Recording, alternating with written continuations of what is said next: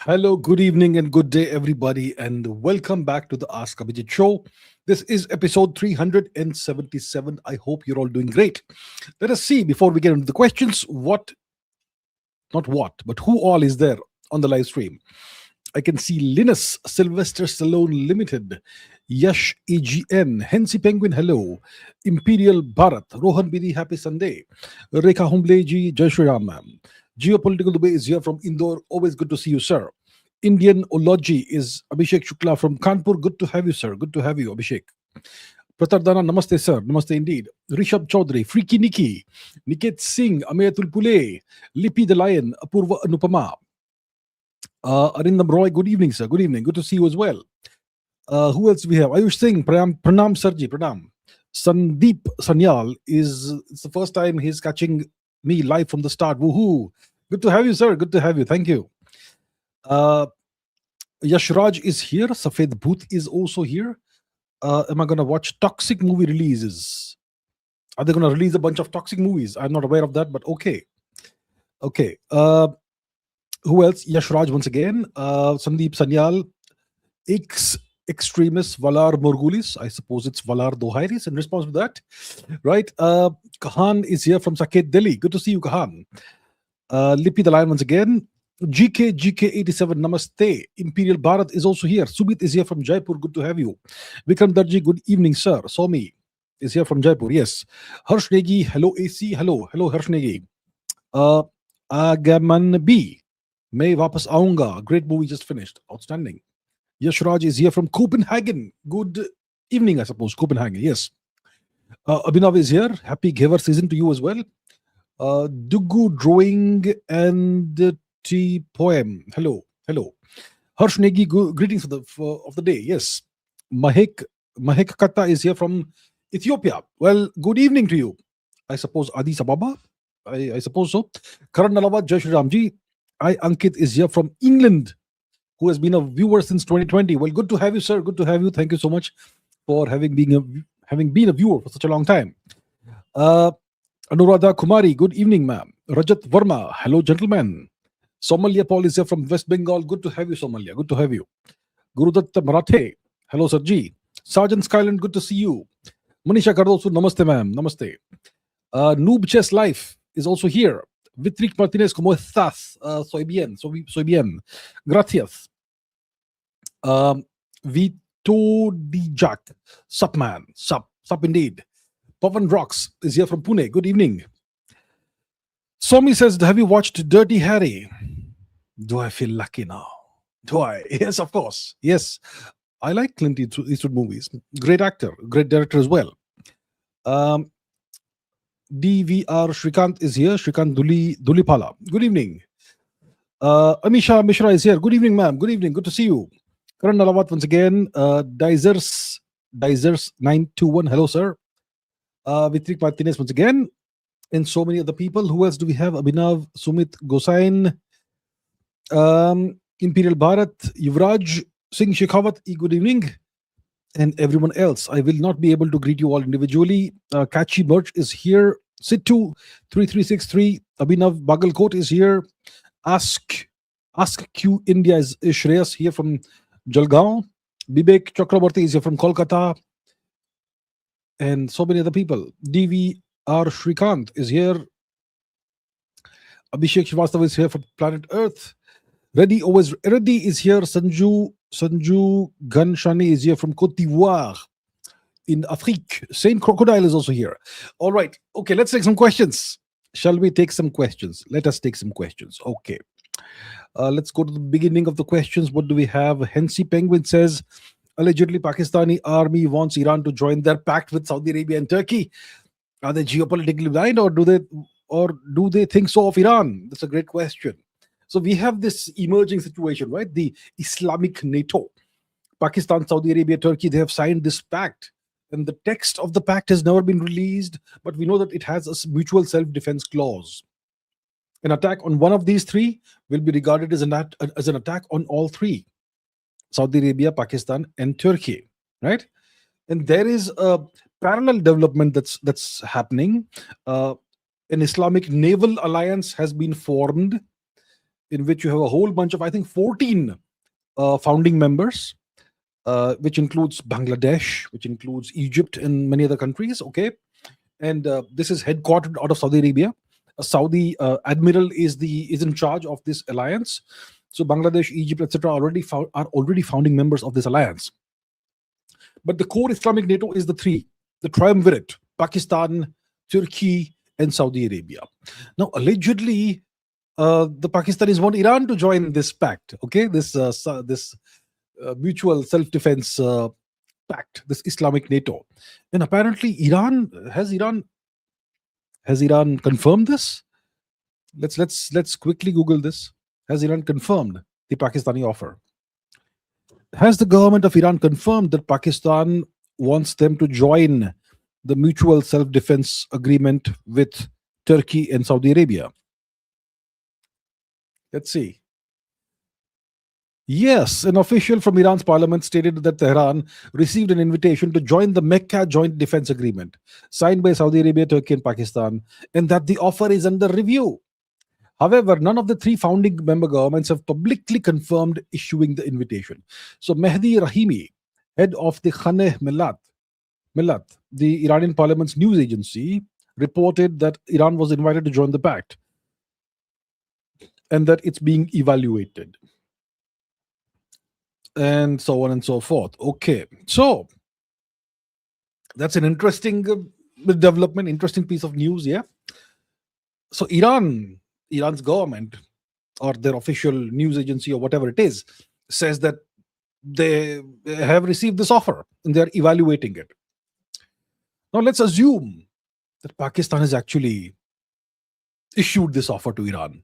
Please join our Mecca self-defense pact with Turkey and Saudi Arabia.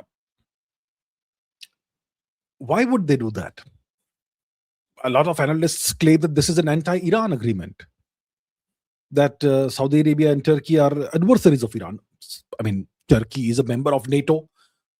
NATO is owned by the US. Turkey is an ally of the US. Turkey hosts American nuclear warheads on Turkish territory. So Turkey naturally is aligned against Iran. Saudi Arabia has received missiles from Iran in recent times. They are big regional adversaries, Saudi Arabia and Iran. So what sense does it make to invite Iran to join this? This is just to create confusion. Okay? Iran doesn't belong in this coalition. Iran is a Shia nation. These three are Sunni nations. They simply don't belong together. This is a nice way to create confusion and to put people off the trail of what's really happening, etc. Yeah, don't take this seriously. It will be fun if Iran joins this. Then the whole thing disintegrates. Imperial Bharat says, thoughts on Dr. Pavan Goenka announcing that ISRO will now focus on space exploration and developing advanced technology, while private sector will handle manufacturing of launch vehicles. First of all, who is Dr. Pavan Goenka? Let me find out. Who is Dr. Pavan Goenka? Indian businessman, chairman of InSpace. What is InSpace? Part of India's space program.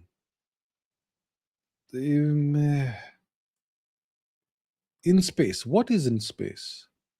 Part of India. InSpace. Let's find out what InSpace is. Indian National Space Promotion Authorization Center, single window autonomous agency under the Department of Space in the Government of India.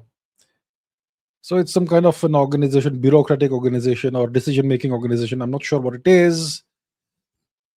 Okay, so Dr. Pavan Goenka, who is the in charge, present chairman? No, he's the chairman of InSpace. Apparently, you're saying that he has announced that ISRO will focus on space exploration and developing advanced technology, and the private sector will handle manufacturing of launch vehicles, which means rockets. Nice to hear the words, the announcement. Let's see some actions. That's my thoughts. Let's see how this translates into actions on the ground. And India is a nation of announcements. Okay, nice announcement. I'm nothing against this. I'm perfectly happy to see the private sector take over the launch vehicle industry, the launch vehicle sector, and develop, high quality rockets for India. Okay, great. Does the private sector in India currently have the capability to develop GSLV or LVM class rockets, or maybe Falcon class rockets? I'm not sure about that. Maybe that will take a decade or so. In the meanwhile, what happens? In the meanwhile, will ISRO not further develop its LVM-3 or whatever launch vehicles? So this is a confusing kind of statement. There needs to be a little more clarity. The Indian private sector is not in a position right now, as of today, to develop a rocket that's even in the same class as the PSLV or the GSLV or the LVM, whatever. Yeah. Maybe let's say ISRO transfers the technology to the private sector. Then to which private sector entity or entities? That process takes time. In the meanwhile, what happens? Do we develop more powerful rockets, or do we not do it? So I don't know what thoughts I would have. I have questions rather than thoughts.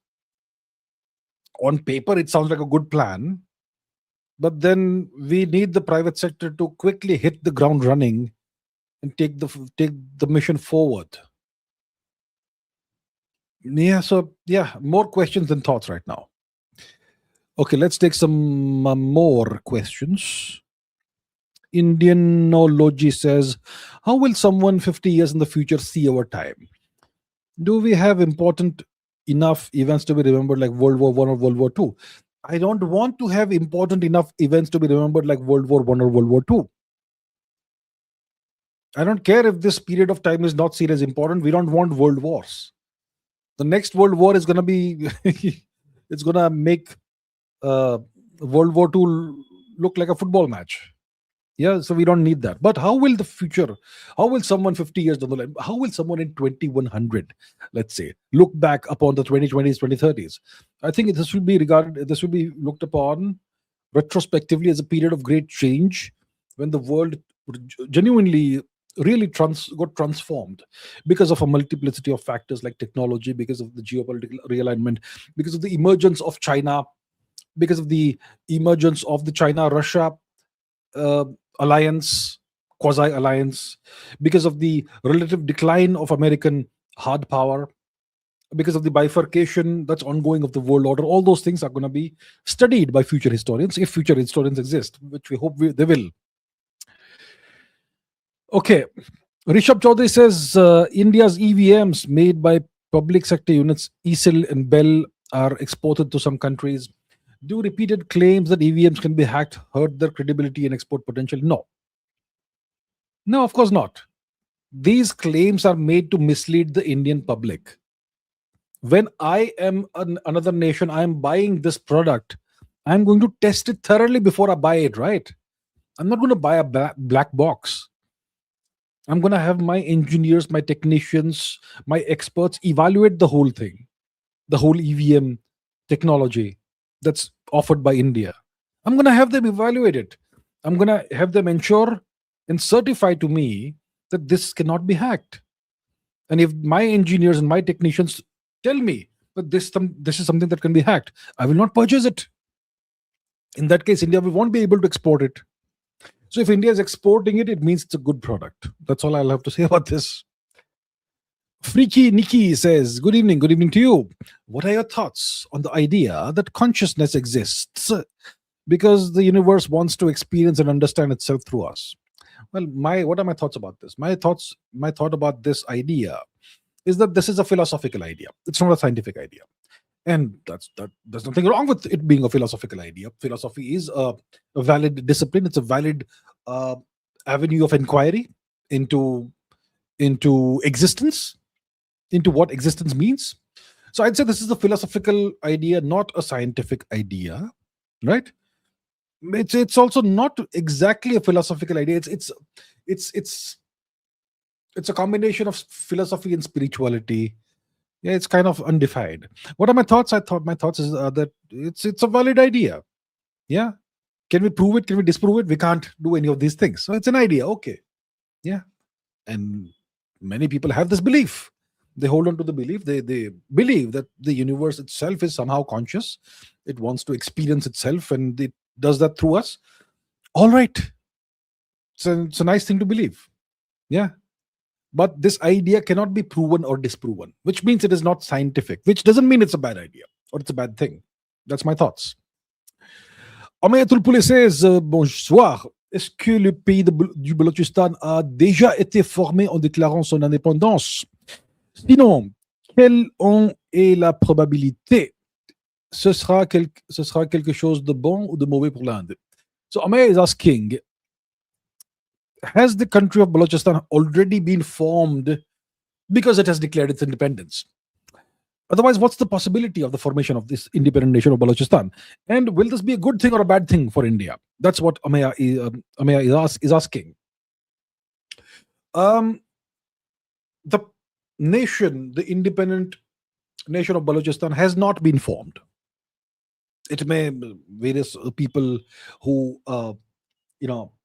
who are freedom fighters for Balochistan, etc., who believe, who seek the independence of Balochistan, such people have from time to time declared the independence of Balochistan. Yes, sure. But the fact, and there is a significant resistance going on the ground in Balochistan against the Pakistani occupation of Balochistan and the oppression of the people of Balochistan and the exploitation of Balochistan's resources and so on. That resistance is going on, and it is significant. The Pakistani military's hold on Balochistan is not very strong, but it is there. You have Pakistani boots on the ground all across Balochistan. Of course, they are facing resistance, no question. But Balochistan is not independent. A declaration is a word; it's a set of words. It's not a ground reality. So Balochistan is currently not independent, right? What's the probability of Balochistan becoming independent? Let's say in the next 1 year, maybe 2%. What about the next 5 years? Maybe 5%. Next 10 years, maybe 10%. 100 years, 100%. Yeah, actually. So the probability of Balochistan becoming independent soon is small. It's very small.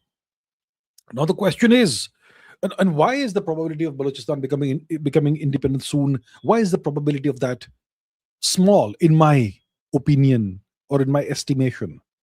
It's because the continuing existence of Pakistan is very important to a nation that's external to the subcontinent. Which nation? The United States. Pakistan is crucial to not establishing, but to maintaining a certain balance of power in the region. Okay? The US seeks to have a specific kind of balance of power in the region, the subcontinent and West Asia, and the region in between, which is Balochistan and Iran. Iran is kind of subcontinent, kind of West Asia, somewhere in between. So the US wants a certain balance of power in the region. And Pakistan, the existence of Pakistan as an American vassal is crucial to this. And if Balochistan becomes independent, that's a blow, a mortal blow possibly to the existence of Pakistan. I mean, if Balochistan becomes independent, it means Pakistan's disintegration has started. The US can't have that happen. And that's why the US will ensure that Pakistan doesn't fragment anytime soon. And the US is very interested in the natural resources that we find in Balochistan: the oil, the gas, the rare earths, and so on and so forth. So Balochistan is a region of great interest for the US. And that's why the US will not allow Balochistan to become independent of Pakistan. The US will not allow Pakistan to fragment. So that's why I said that the probability is very low, okay, in the short to medium term. Now, if Balochistan becomes independent, will this be a good thing or a bad thing for India? Well, if Balochistan becomes independent, it means the fragmentation of Pakistan has begun. Is that a good thing or a bad thing for India? Pakistan is a perennial problem, not just for India, but also for Afghanistan and for Iran. Pakistan was artificially carved out of India to serve foreign interests in the region, and Pakistan has perennially been used as an instrument to make India bleed with which to make India bleed. So if Pakistan fragments, it's going to be good for India. It is in India's interest not to have an artificial, fake, temporary nation that's propped up by external forces right west of our country. Right? So the fragmentation of Pakistan is a good thing for India. I wish no ill to the people of Pakistan, but the nation of Pakistan is evil. It's an evil terror regime. So if Balochistan becomes independent, it is not mauvais, it is bon for Inde. Yes? All right. Okay, let's take some more questions. Look, I will not discuss Indian politics, domestic politics, okay? But let's see. And this is domestic politics, I suppose. Okay, let me see. Amisha says, views on reservation Hatao Andolan in Jantar Mantar. I think we should review reservation. I speak about this for sure. This is not domestic politics. This is important. So my views on reservation Hatao Andolan in Jantar Mantar. I think we should review reservations.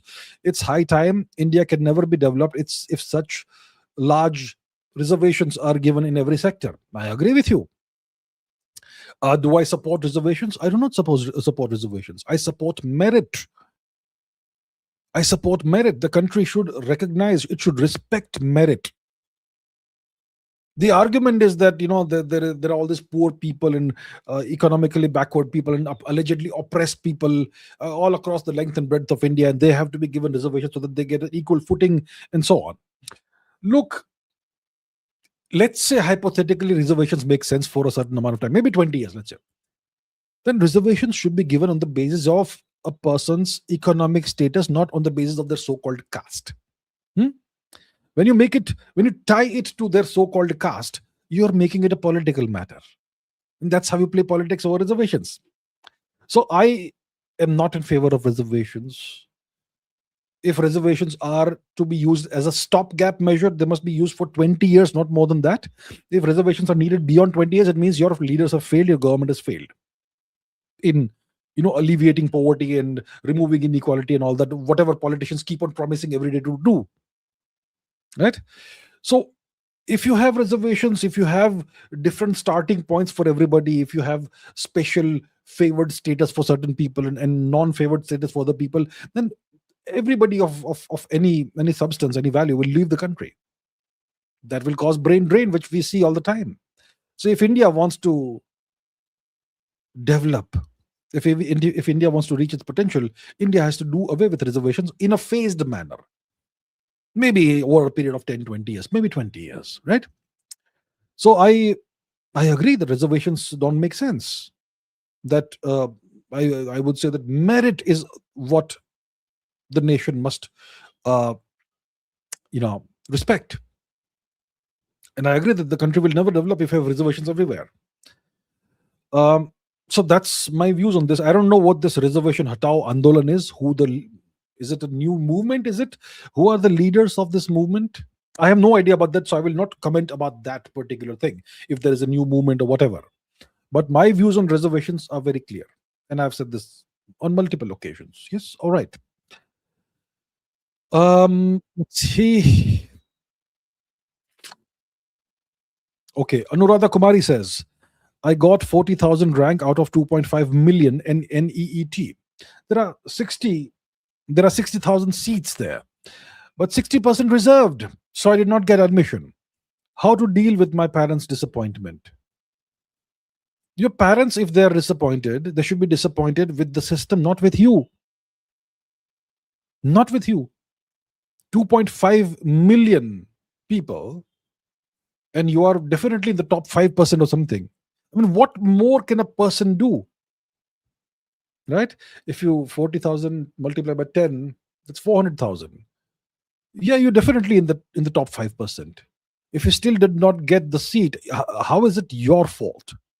You need to be straight with your parents, or maybe show them what I'm saying here. That it is natural for them to be disappointed, but they should not be disappointed with you, Anuradha. They should be disappointed with this rotten system that is making a mess of this country. Right? Tell them that. Show them what I have to say about this. Right? So listen, the disappointment of your parents, it's the least concern for you. I'm not saying don't value your parents. That's not what I'm trying to say. My point is, you have a long life to live. You are a young person. What you have to now figure out is, what is your plan B? That is more important than your parents being disappointed. Your parents, obviously, they will feel sad. They'll feel sorry.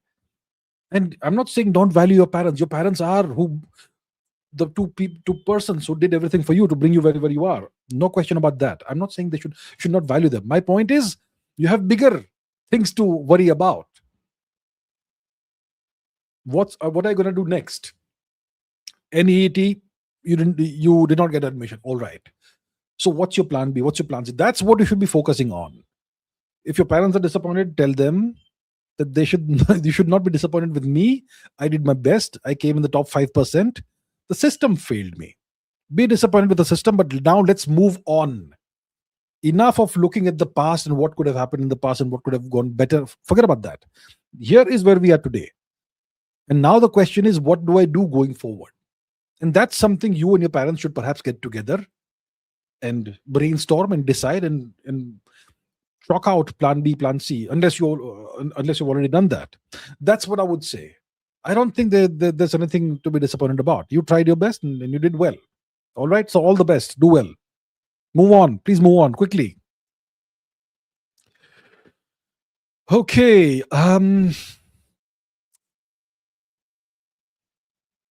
Okay, let me try and take a couple more questions.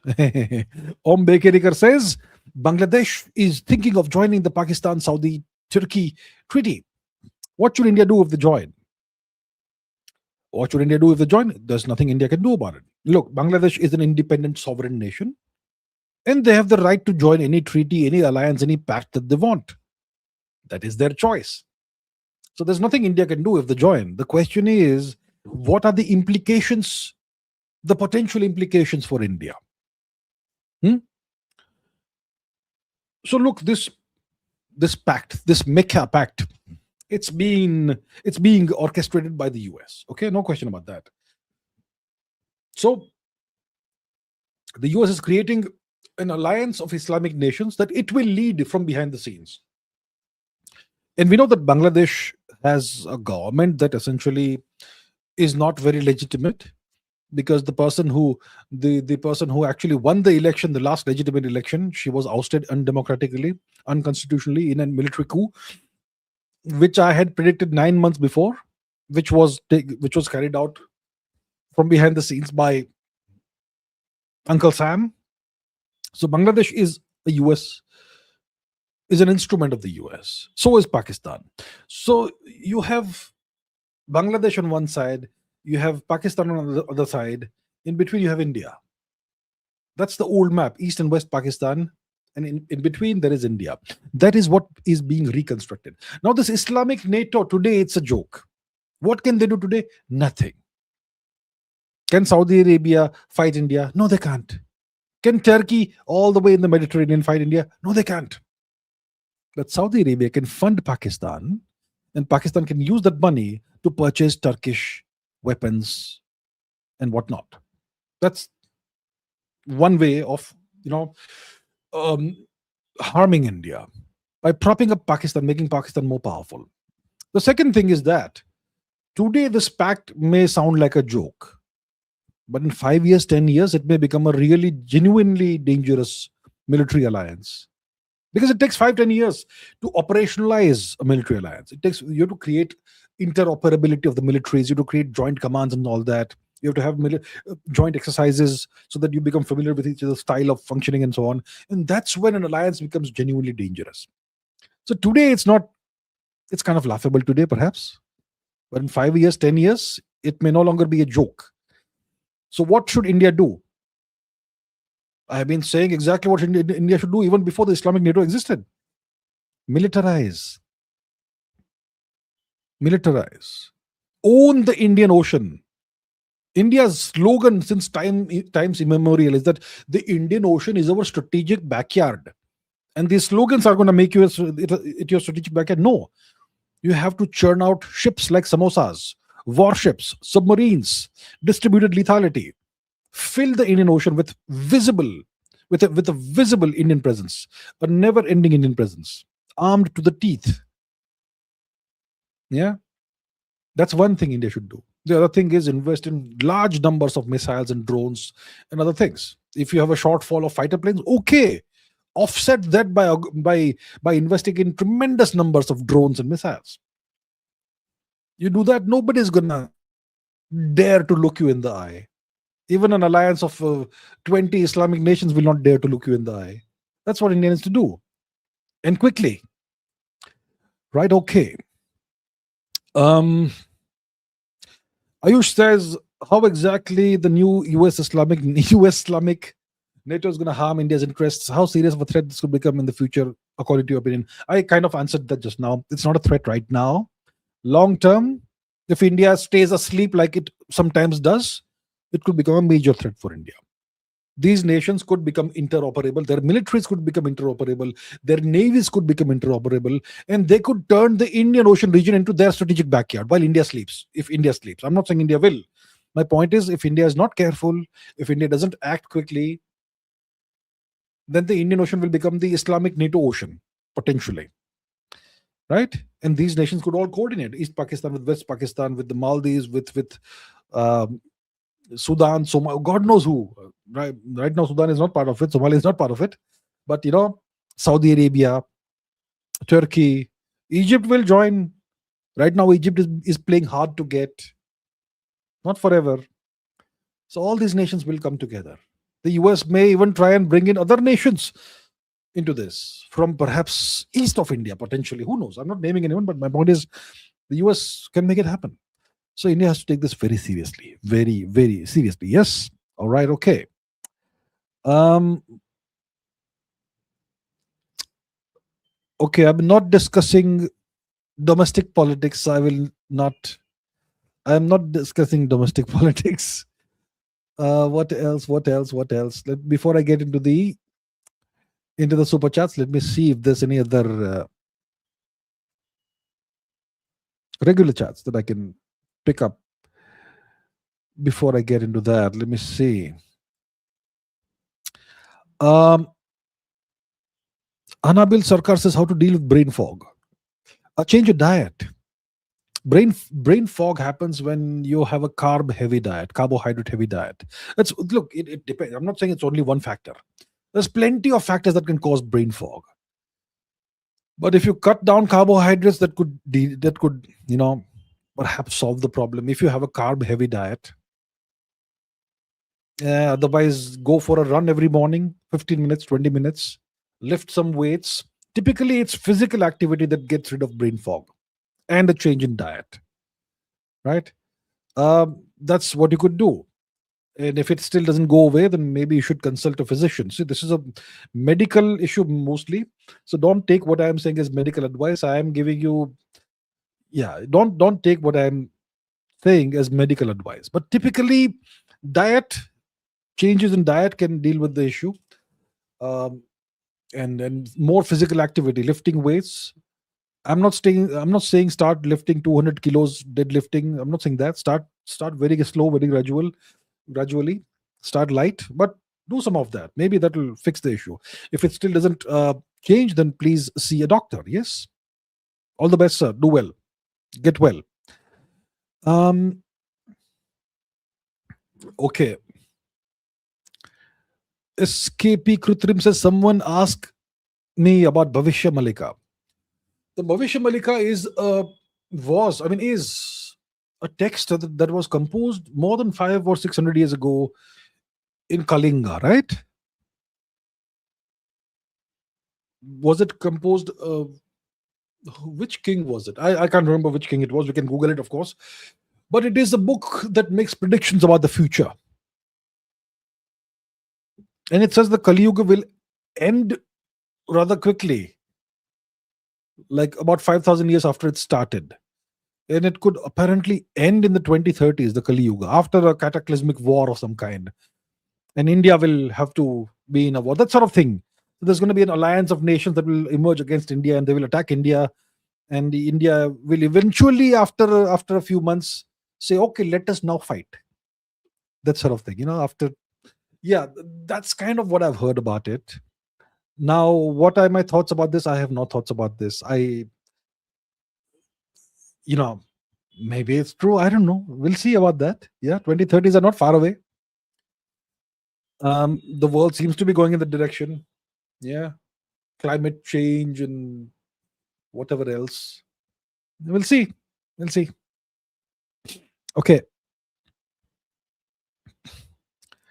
Right. What other questions do we have? Um, Let me see. Let's see. Okay, Otaku Being says, had a doubt. Why does Turkey have such prejudice against India? Is it purely religious or is there some other reason? Okay, let's examine the India Turkey relationship. In the 1910s, late 1910s, early 1920s, um, under the visionary leadership of Shri Mohandas Gandhi, India participated in the Khilafat movement. India became the launch pad of the Khilafat movement, which was a movement to prevent the abolition of the caliphate in Turkey, which was going to be done by Shri Mustafa Kemal Ataturk. Right? So India found somehow common cause with Turkey. The people of India protested the potential abolition of the caliphate. The people of India protested in favor of Sharia law and Islamic rule, and made common cause with the Sharia loving people of Turkey. So India was a kind of friendly with Turkey, and that's our thing. Has India, throughout history, ever taken any action that goes against Turkish interests? Has India ever waged war on Turkey or done anything that's harmful to Turkey? No. Excuse me. India has not. So India has never done anything that can be perceived as being antagonistic or adversarial to Turkey. But Turkey always supports Pakistan in everything. And Turkey clearly has prejudice against India. What can explain this? I wonder. I don't see any logical cause for this. I can only say maybe it's religion. I can't think of anything else, actually, honestly. Right? Uh,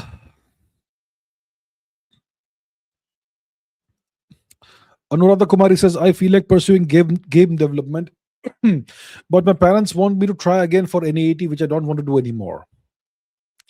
Well. Right. They wanted to try again for NEET. So, which means you spend another 1 year studying for it. Is it a once a year exam? Let me find out. Is the NEET a once a year exam? Wonderful. They do it only once a year. Why can't you have it any day of the year? Why can't a student sit for the test any day of the year? And why is it like, why is it once a year? Why do they create this artificial scarcity? Anyway, it is what it is, right? So if you have to do the NEET again, you're going to spend another 1 year studying for this. Then I can understand that you must be feeling mentally burned out and you must be feeling, do it again.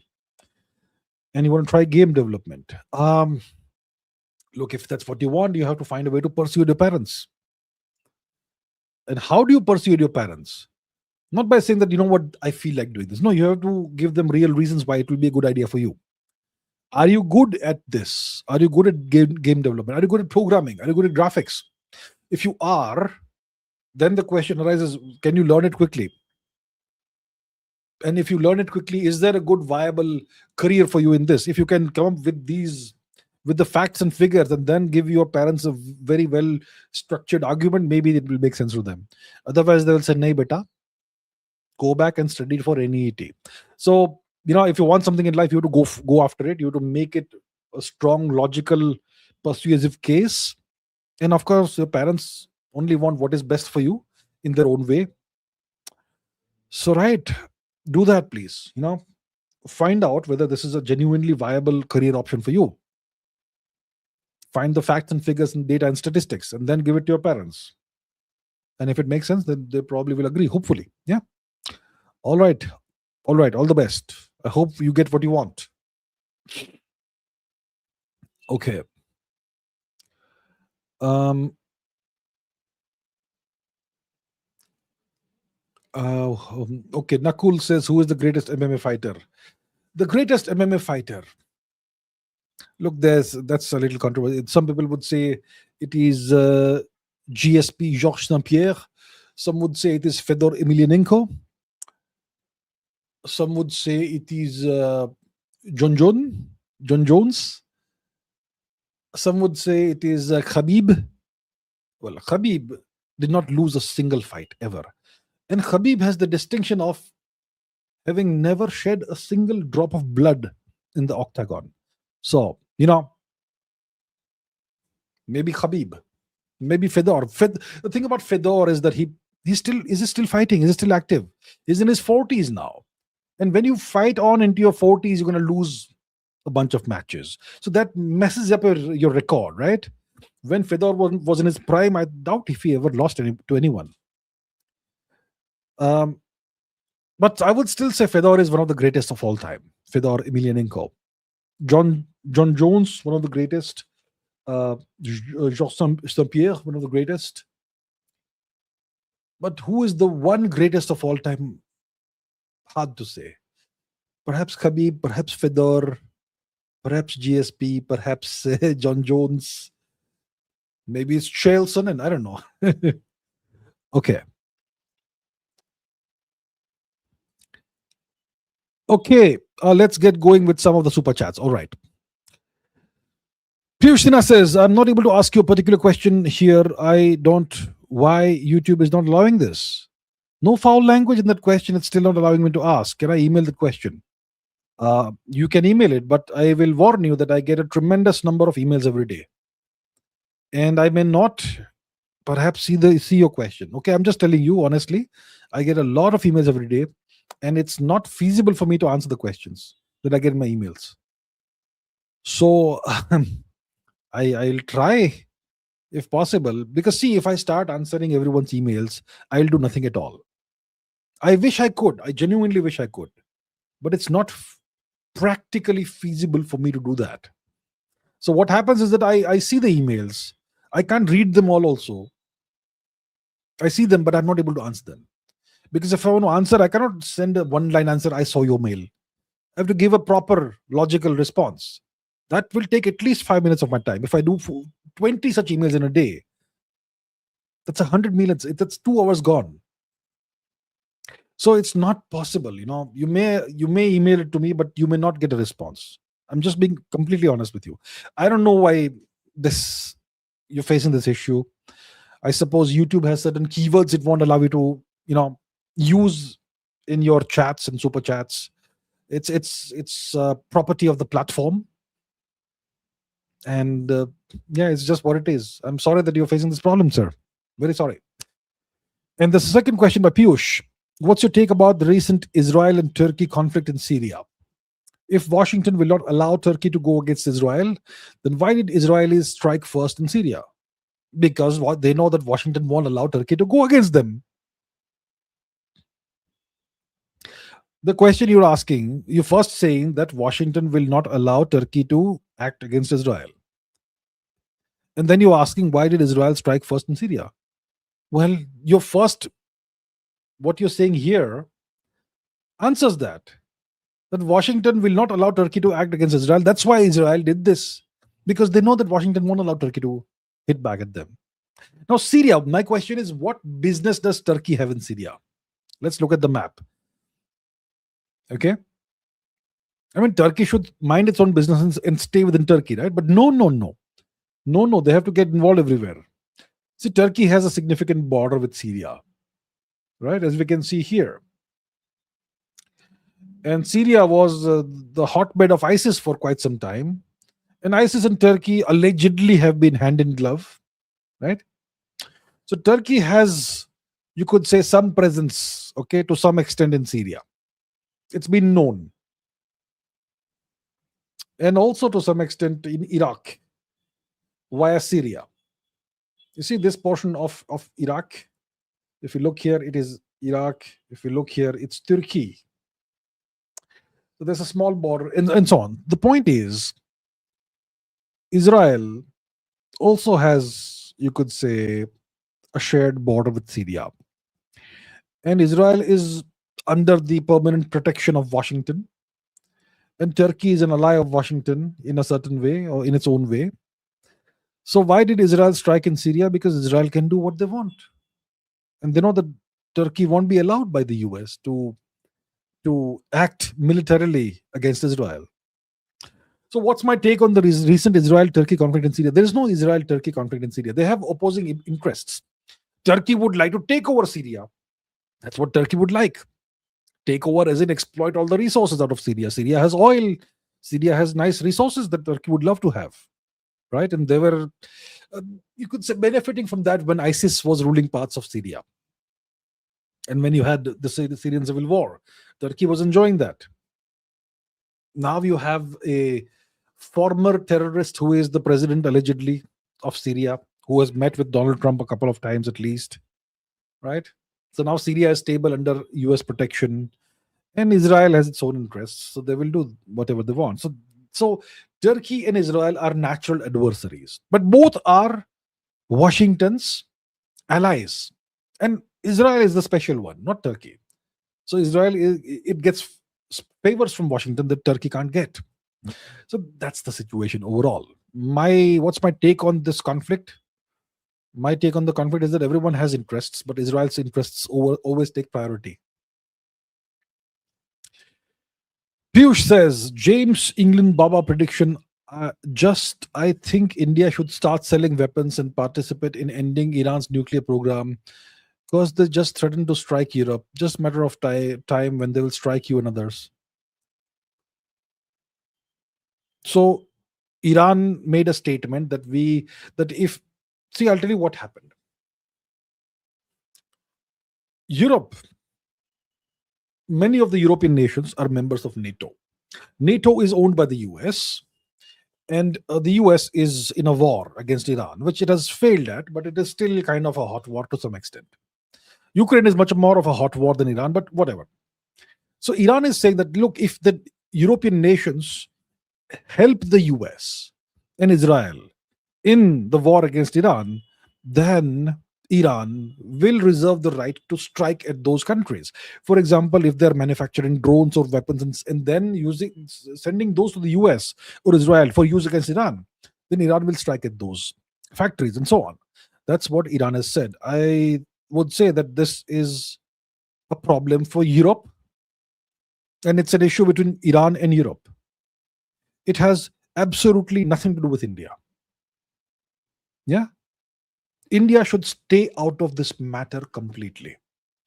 Iran is not an enemy of India. Iran is also not a friend of India. Okay? Iran is neither a friend nor an enemy of India.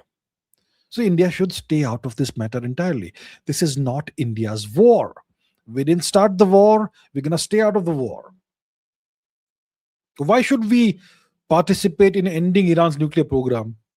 Because they threatened to strike Europe. There must be a reason why they have threatened to strike Europe. Iran is not run by a bunch of mad guys, right? Maybe you think that way, but I don't. So if Iran threatened to strike Europe, that is Europe's problem.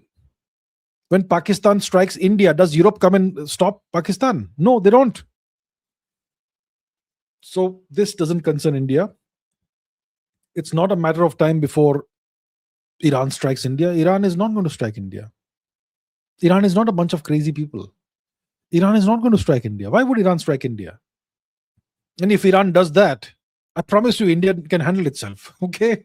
If it comes to that. So, Pranay Kumar says, is there an ideal age to have kids? Can't afford now. Look, biologically, the ideal age is in your 20s. That's the ideal age to have kids, biologically. But in today's world, when you're in your 20s, you don't typically have a lot of money. It's hard for you to support one child, let alone 2 or 3, right? Unless you live in a village and you have your own farm and all. In that case, sab chalta hai, it's fine. But most of you, my viewers, are going to be people who are upwardly mobile, who live in cities with big aspirations and ambitions. And in that case, you're going to have to spend your 20s building up a life and career, and in which case it is very hard to be able to focus on something as important and time consuming as raising a child. So yeah, I know it's hard to afford it when you're young. But the ideal age to have children is when you're in your 20s, especially early 20s. Biologically, that's the ideal age. And today's world is geared to make what is the right choice, the wrong choice. That's the that's the conundrum of the modern world. And that's why fertility rates are dropping. That's the reason why. Kakashi, good to see you, Kakashi. Kakashi says, you will deflect. Kakashi is here to criticize me. Okay, let us see. Kakashi is already knows what I'm going to say. So 1 out of 2. Kakashi says, you will deflect by saying, I have not seen. But Abhijit Mitra literally said British Empire was overall net positive for India and the world in some recent UK right-wing podcast. I have not seen it. I'm not deflecting. I'm saying honestly, I've not seen it. I don't watch podcasts.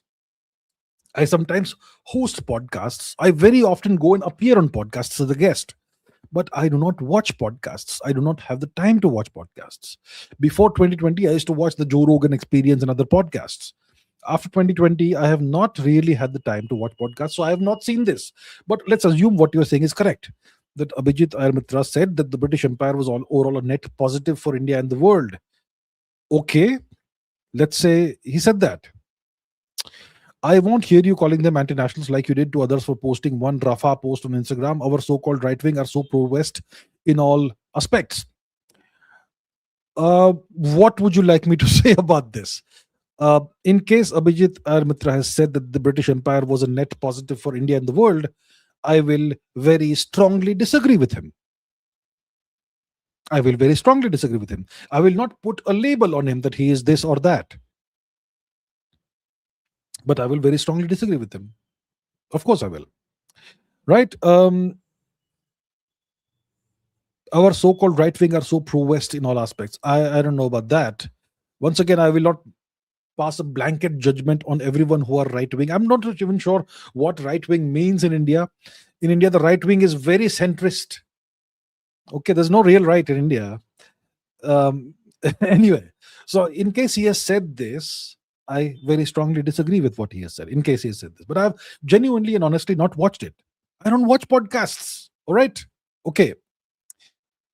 Piyush Ji says, why Indian government always bends their knees in front of anti-India forces but crushes organic pro-India movements and demands like they can't even roll back UGC guidelines, forget about reservation reforms. You're gonna have to ask the Indian government about this. I mean, we all have elected them. We have to ask them this question, and ideally they should answer. Um, I can't possibly comment on their behalf and answer on their behalf why they do certain things.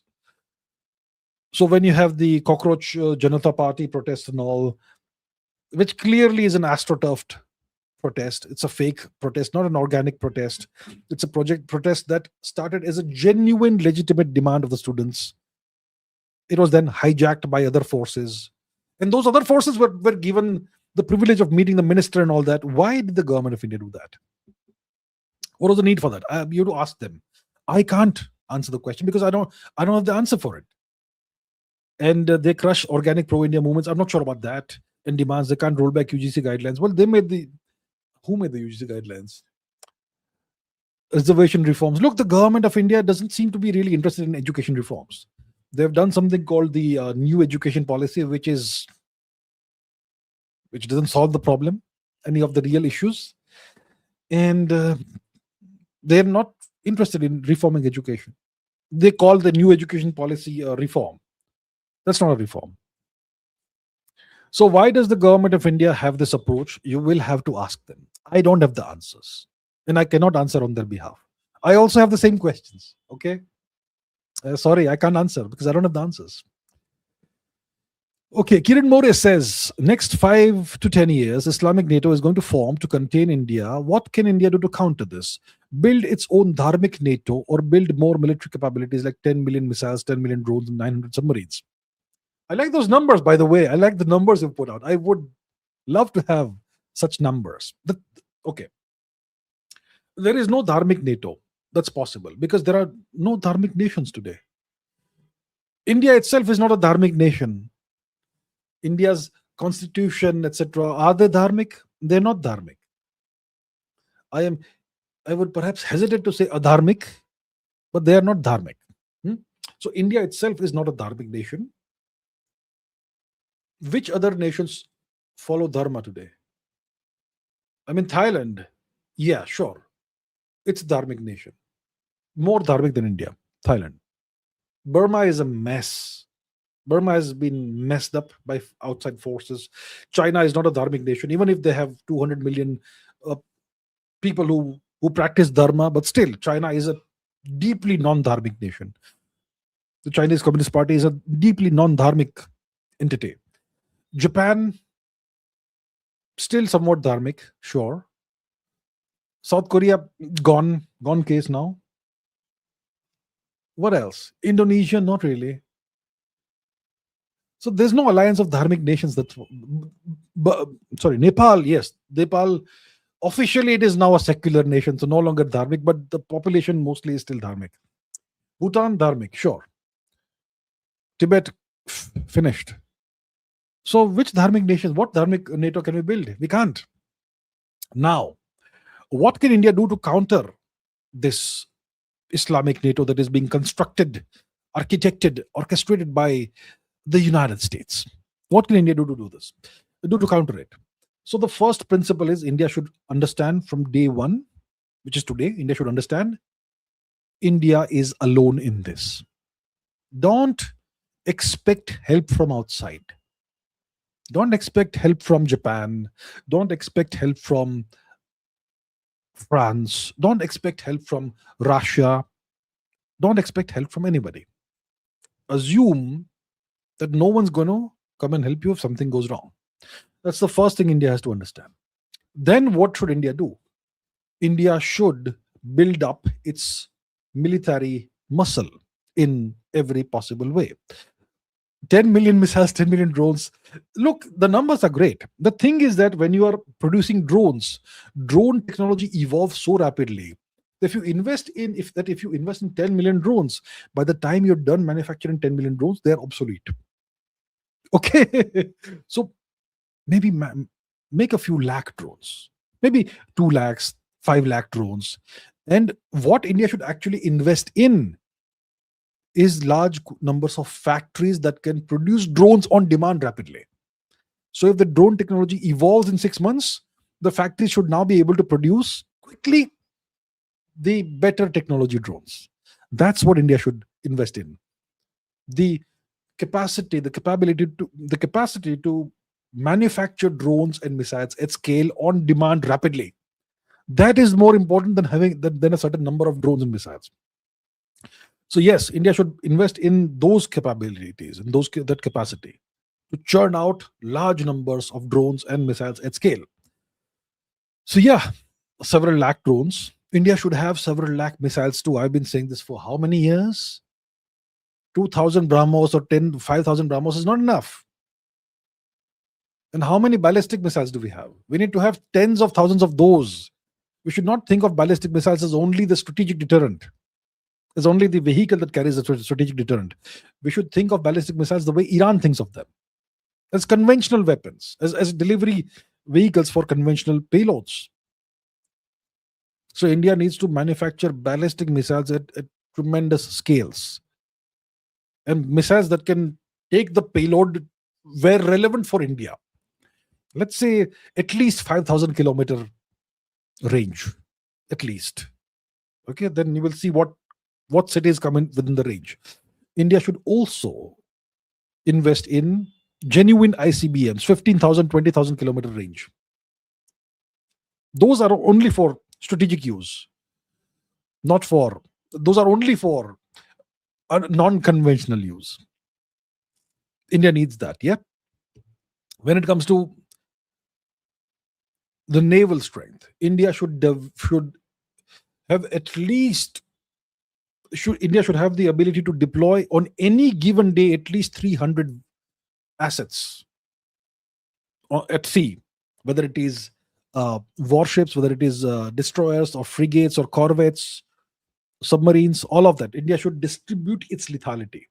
India should be an ever-present presence in the Indian Ocean region, right? 900 submarines, I would love to have that, but I would say 100 submarines. Yeah. See, there's a rule. There's a rule of thumb in Navy. If you have three vessels, you can deploy one at any given time. So if you have 30 submarines, you can deploy 10 at any given time, and so on. That's what India should do. Then we'll be fine.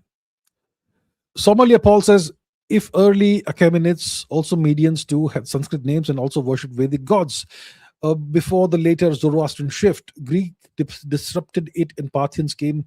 Why not call them Western Vedic Empire? The Medians were definitely worshippers of the Vedic gods. Let's ask Google what Google says here. Oops, what happened here? Give me a second. Let's come back here and let's bring our friend Google on the screen. Right? What was the religion of Persia during the Median Empire?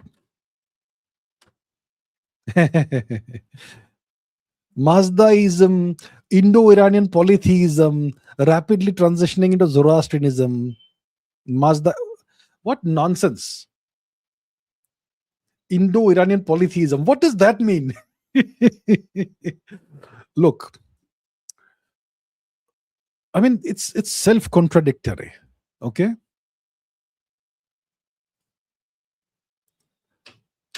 How can you say it was transitioning into Zoroastrianism when Zoroaster was not born during the time period of the Median Empire? Zoroaster was most likely born after the reign of Cyrus, the Achaemenid emperor.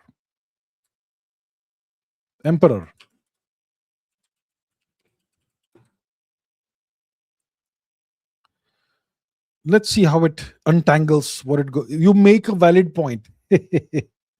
All academic and linguistic consensus. Late date theory, largely rejected by historians.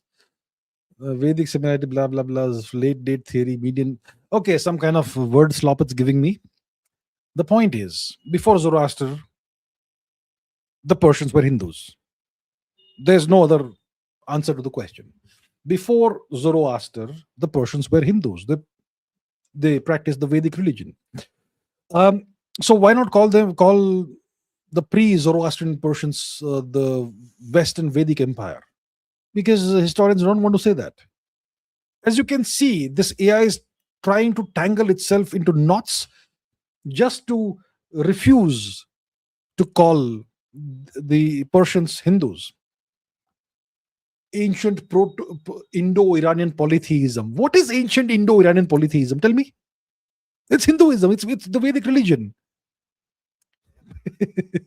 Let's ask it again. What exactly was ancient Indo-Iranian polytheism? Can you describe ancient Indo-Iranian polytheism in just one word?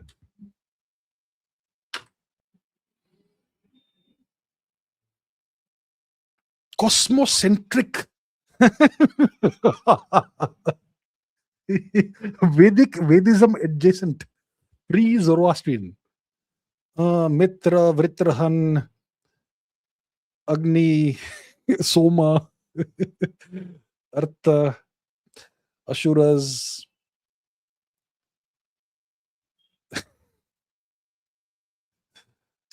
Why are you so reluctant to call it the Vedic religion?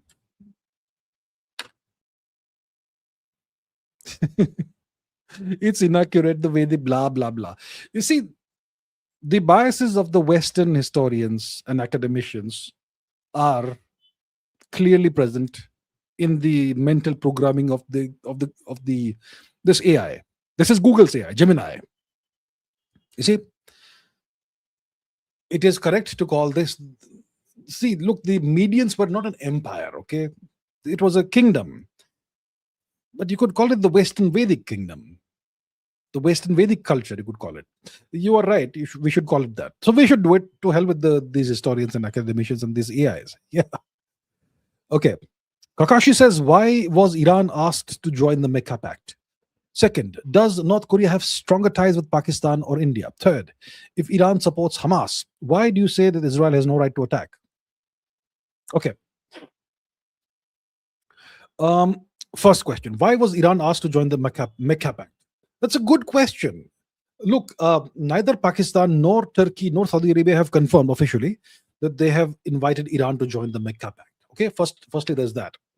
Secondly, the Iranian government seems to have stated that an offer was made and we are considering the offer. So either the Iranian government is lying or these three are lying. Okay. Now let's say an offer was really made, genuinely made. Then why would Pakistan, Turkey, Saudi Arabia make this offer to Iran when these three are Sunni nations and Iran is a Shia nation? Natural adversaries, deep-rooted adversarial relationship. Why would they do that? And the fact that Pakistan, Saudi Arabia, and Turkey are American vassals, and Iran is the enemy of the US. Why would they make this offer to Iran? It would mean that it is not a serious offer. It's just an offer meant to confuse Iran and to confuse the world. Of course, they can't confuse Iran with this because Iranians are not fools. But it will confuse the whole world. Arey, ye sab kya ho raha hai? That sort of thing. Yeah. If they have not made the offer and Iran is lying, then Iran is playing some mind games here. The point is that this is an unnatural alliance if it happens. If Iran joins the Mecca pact disintegrates. Okay? So, first of all, there's no clarity on whether this actually happened. But it's a really interesting development. Yeah, I don't take it seriously. Does North Korea have stronger ties with Pakistan or India? North Korea has strong ties with China and to some extent with Russia. Pakistan, India, those ties don't really matter. With Pakistan, before 2022, North Korea would have had stronger ties than India for the simple reason that Pakistan was at that time strongly aligned with China. Pakistan and China, until 2022, were iron brothers. And since North Korea is very strongly aligned with China, that's why its relationship with Pakistan at that time until 2022 would have been reasonably good compared to the North Korean relationship with India. Today, I would say it's equidistant, India-Pakistan, vis-a-vis North Korea. Third, if Iran supports Hamas, why do you say Israel has no right to attack? I never said Israel has no right to attack. When have I said Israel has no right to attack? Israel has the right to attack whoever it wants. Iran has the right to attack whoever it wants. India has the right to attack whoever it wants. When have I said Israel has no right to attack? When have I said this? Seriously. I have condemned in the strongest possible words what happened in October 2023, the horrific Hamas attack on Israel. And I said that after that horrible terrorist attack on Israel, what Israel did to Gaza, I mean, what else can you expect Israel to do? Should a nation not defend itself? What are you saying? I have never said Israel has no right to attack. What Israel did in Gaza is an, logical and natural response to this horrific terror attack. And Israel, if it wants to attack Iran, even that is justified because Iran says Israel has no right to exist. So Israel is right to see Iran as an existential threat, potentially. When have I said these things? I don't know what you... No, I have not said this. All right. Smaller things says, what's going on between Russia and Ukraine? Is Ukraine inviting Russia to attack aggressively? How's Ukraine able to attack important Russian structures? I have no idea anymore what's happening. No, I know what's happening. Wild berries. Ukraine is attacking wild berries. Wild berries is the Russian Amazon. Okay? So Ukraine is attacking the wild berries, depots, offices and all that.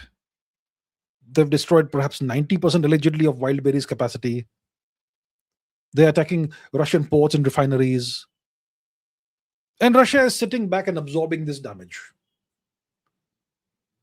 And you're right to ask, how is Ukraine able to attack important Russian assets And why is Russia happy to sit back and absorb this damage, these attacks? And why is Russia not hitting back? That's a very good question you're asking. Even I'm asking that question. I don't know. Why is Russia not retaliating? Why is Russia okay with absorbing this damage? It has stopped making sense to me. What is Russia's objective now?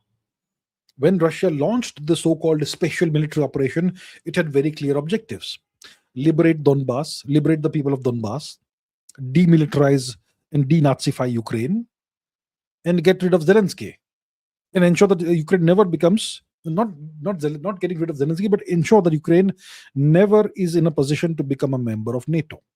These were Russia's objectives. They have mostly, let's say, liberated Donbass. Most of Donbass is now under Russian control. That was the case in 2022 itself. What are Russia's objectives today?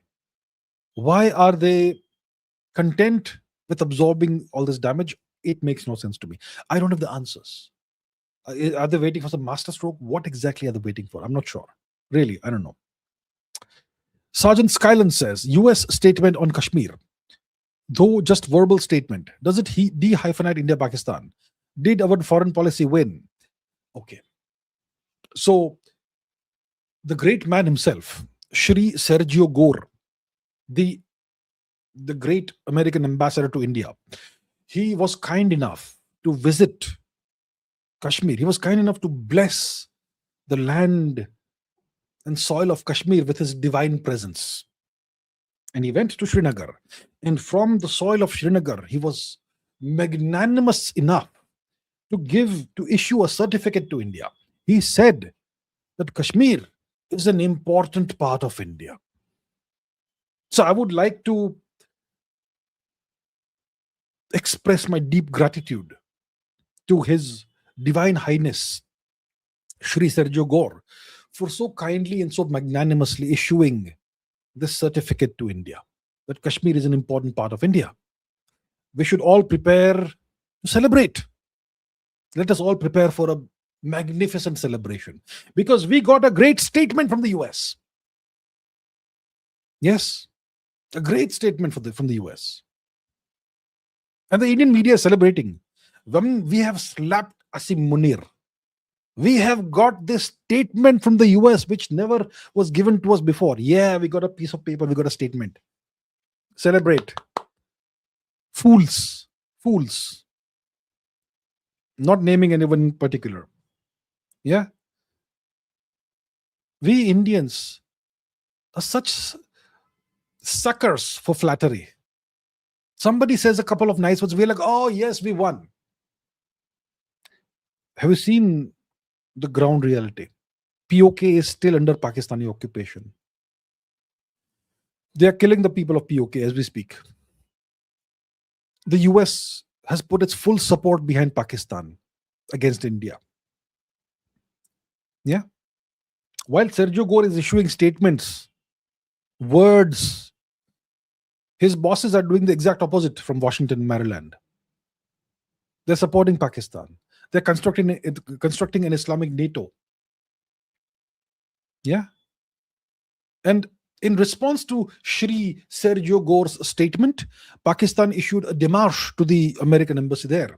And in the same statement, Pakistan thanked His Divine Holiness Shri Donald Trump Ji for offering to interfere in India-Pakistan relations, mediate. Why do Indians keep on falling for words? Words are cheap. Words are a dime a dozen. Words are something to be thrown away. Words mean nothing. Words are meaningless. When the Americans sign an agreement, that is meaningless. Do you remember the JCPOA, the Joint Comprehensive Plan of Action, the Iran nuclear deal? The Americans signed it and then tore it up. Did our foreign policy win? Come on. Come on. You watch me, right? You should know better. What foreign policy win? Nothing. Nothing at all. Let us please grow up a little bit. Please. All right. Sheikh Rayan, Thank you, sir. Thank you so much, Shekhrayanji. Thank you. Okay. AB says, what's your view on Delhi police incident where some people were beaten after police after motorcycle is seized? Where do you see India stands when compared to other nations in dealing with such cases? I am not aware of this incident. Look, I look at geopolitics. I don't look at local incidents in India. I'm sure these local incidents are happening. If they are happening, I'm sure they're also very important for India. But I can't look at everything. I focus on international relations. I focus on geopolitics. I also talk about history and physics and science. I don't keep track of what's happening within India because one person can't look at everything. So I'm not aware of this incident that you're referring to. Maybe it happened, but I'm not aware of it. Yeah. Overall, I would say that India is a very peaceful nation. If you look at the number of policemen we have per capita in India, it's one of the lowest in the world. And if you look at the incidence of serious crime in India, it's also one of the lowest in the world. Right? So overall, India is a very law-abiding nation, and it's not because of India's great governance system. It's because of India's culture and civilization. We are by nature a law-abiding people, culturally and civilizationally. Right? So that's what I can say, but I'm not aware of this incident, so I will not be able to comment about that, sir. Sorry about that. Here Kumar says, is homeopathy pseudoscience as India is Vishwaguru in it? I am not aware of what homeopathy does. I don't know about homeopathy. I know what Ayurveda is. I know what allopathy is. I don't know what homeopathy does. Homeopathy is about very small doses of whatever. So I better not answer because I don't know enough about homeopathy. Shankar Chilikuri says, Islamic NATO versus BRIC with Malaysia, Indonesia, Sudan. Islamic NATO versus BRICS. I don't know what Malaysia, Indonesia, Sudan means, but BRICS, you see, it's not a military alliance.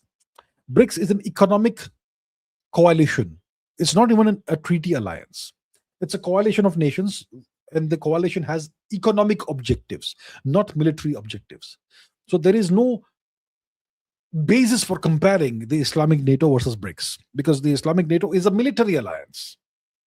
And BRICS, it's an economic coalition of nations. There's no basis for comparison. If BRICS come together militarily, well, that will be a whole different beast, but that's not the case, right? India, China, Russia, militaries coming together. What? How does that happen? India, China? How does that happen? Yeah, that won't happen. Not anytime soon. Kiran More says, if India and Islamic NATO go have a war in the next 5 to 10 years, then what should I as an individual, what should I do? Should I leave the country? US making more enemies for India?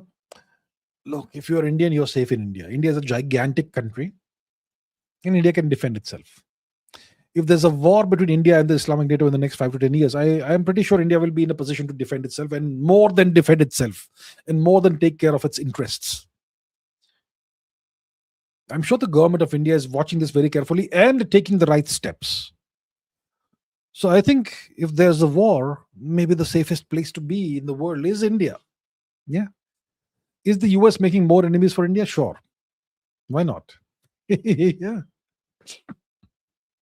Okay. Sanatan Supply says, my brother has GC age 37 and got 85 in US Army exam AFQT. Has bachelor's and waiting for education eval. Should he join the US Army as a cybersecurity engineer? Your brother has GC. What's GC? I don't know what the GC is, but let me find out. What does GC mean in the US education context?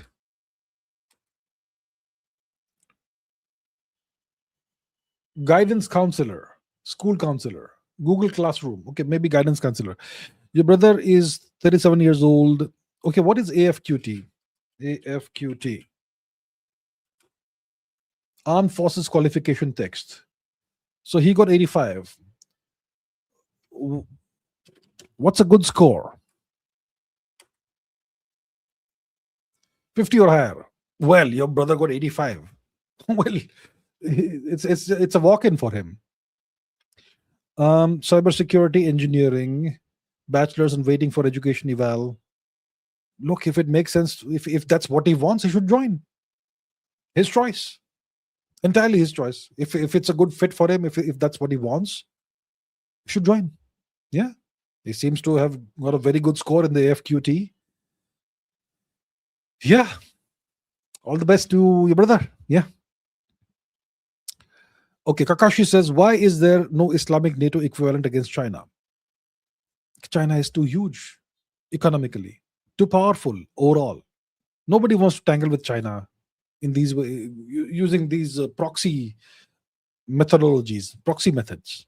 So the Islamic NATO is a proxy method, right? Eventually, see, look, right now, Islamic NATO is just something that is being formed. I think it is me who is saying it's anti-India. Everybody else is saying it is anti-Israel, anti-Iran, anti-this, anti-what. Most analysts are not saying it's anti-India. I may be the black sheep right now. I was the black sheep in 2021, 22, whichever year was it, when Taliban took Kabul. Everyone was saying, oh, this is the end of the story for India. Pakistan will get strategic depth in Afghanistan. Oh, Taliban will now interfere in Kashmir. I was the only person at the time saying that none of these things will happen. And here we are today. I was the one saying in 2022 that India and Taliban will be good friends. Well, here we are. So, look, I think I am probably the only person who is saying that the Islamic NATO is going to target India in some shape or form eventually. But it doesn't mean it will not target anybody else. The Islamic NATO, once it becomes fully operational, full-fledged, fully integrated with proper command and control structures and all that, it's going to target and operate against all nations that are looked upon as adversaries by the US. This will also include China. It will. It will also include Russia. Right? Right now, the Islamic NATO is on paper. It's an idea, it's a concept, and there's a signature and so on. But eventually, and from that perspective, it's not an issue for India, China, anybody. But eventually, when it becomes properly operational, it will be a problem for India, primarily India, but also China and Russia in different ways. So the naval aspect of it could be a problem for India.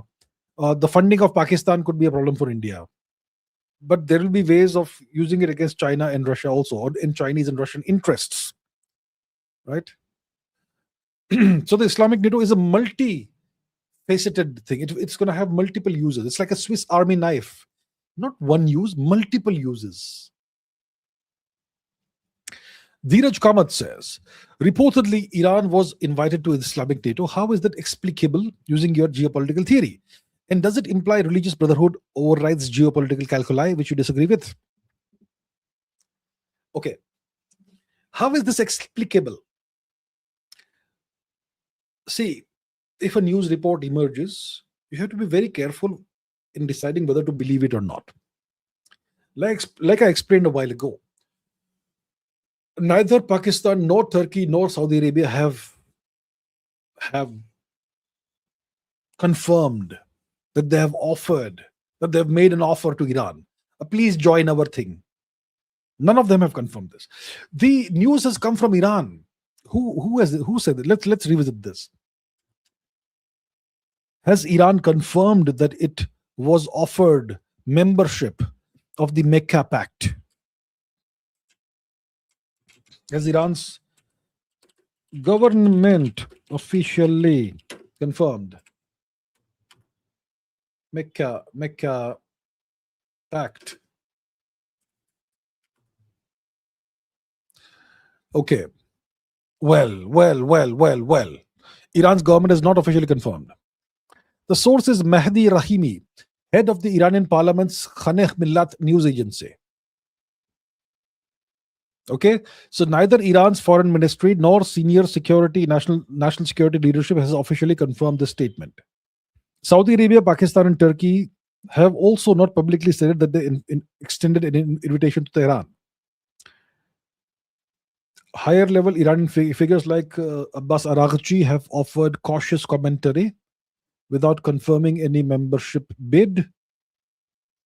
Other high-ranking figures like Mohsen Rezai downplayed the reports, questioning the substance of a pact Tehran was not initially part of. So please understand, this is not confirmed. Mahdi Rahimi is the head of Iranian parliament's news agency. And he stated that an invitation was received and under review. But Iran's foreign ministry has not verified this or confirmed this, uh, and so on. And neither have the three nations. So this could be a rumor. But the guy who has said this is affiliated to the Iranian parliament's news agency. He's the head, which kind of makes him a quasi-government figure, which is interesting. Now, let's say Iran has actually received an invitation, hypothetically. Why would these three nations issue an invitation to Iran? Pakistan, Turkey, Saudi Arabia are American vassals. Iran is America's adversary. Why will they issue an invitation? Makes no sense. But let's say they issued the invitation. It may just be to confuse matters. You know, just to play a spoiler role, just to confuse Iran. Of course, Iran won't be confused. The Iranian leadership is not stupid. So if these three nations have issued an invitation, they're not serious about it. Iran has delivered missiles to Saudi Arabia in recent times. How can Saudi Arabia want Iran in a mutual defense pact? Turkey and Iran are adversaries. Pakistan and Iran not the best of friends. So they're not serious. And such a pact, such an alliance cannot work. Three Sunni nations, one Shia nation doesn't work. And if Iran is claiming this but has not actually received an invitation, they are playing some kind of mind game. My point is, I don't take this story seriously. Right? It makes no sense. It's not going to happen. Iran is not going to join the Mecca pact. If it joins, it'll be fun to watch because it will disintegrate sooner rather than later. Like the MOU between Trump and Iran. Yeah, didn't it disintegrate very quickly? Similarly, if Iran actually ends up joining the Mecca pact, the whole thing will disintegrate very quickly. Okay. Teen Talks says, like India had civilizational unity, did ancient Greek states, city-states also have that because they fought Persian Empire together? Yeah. Yes. They're the same culture. They're the same civilization. The ancient Greek city-states were part of the same civilizational continuum. And they did fight the Persian Empire together.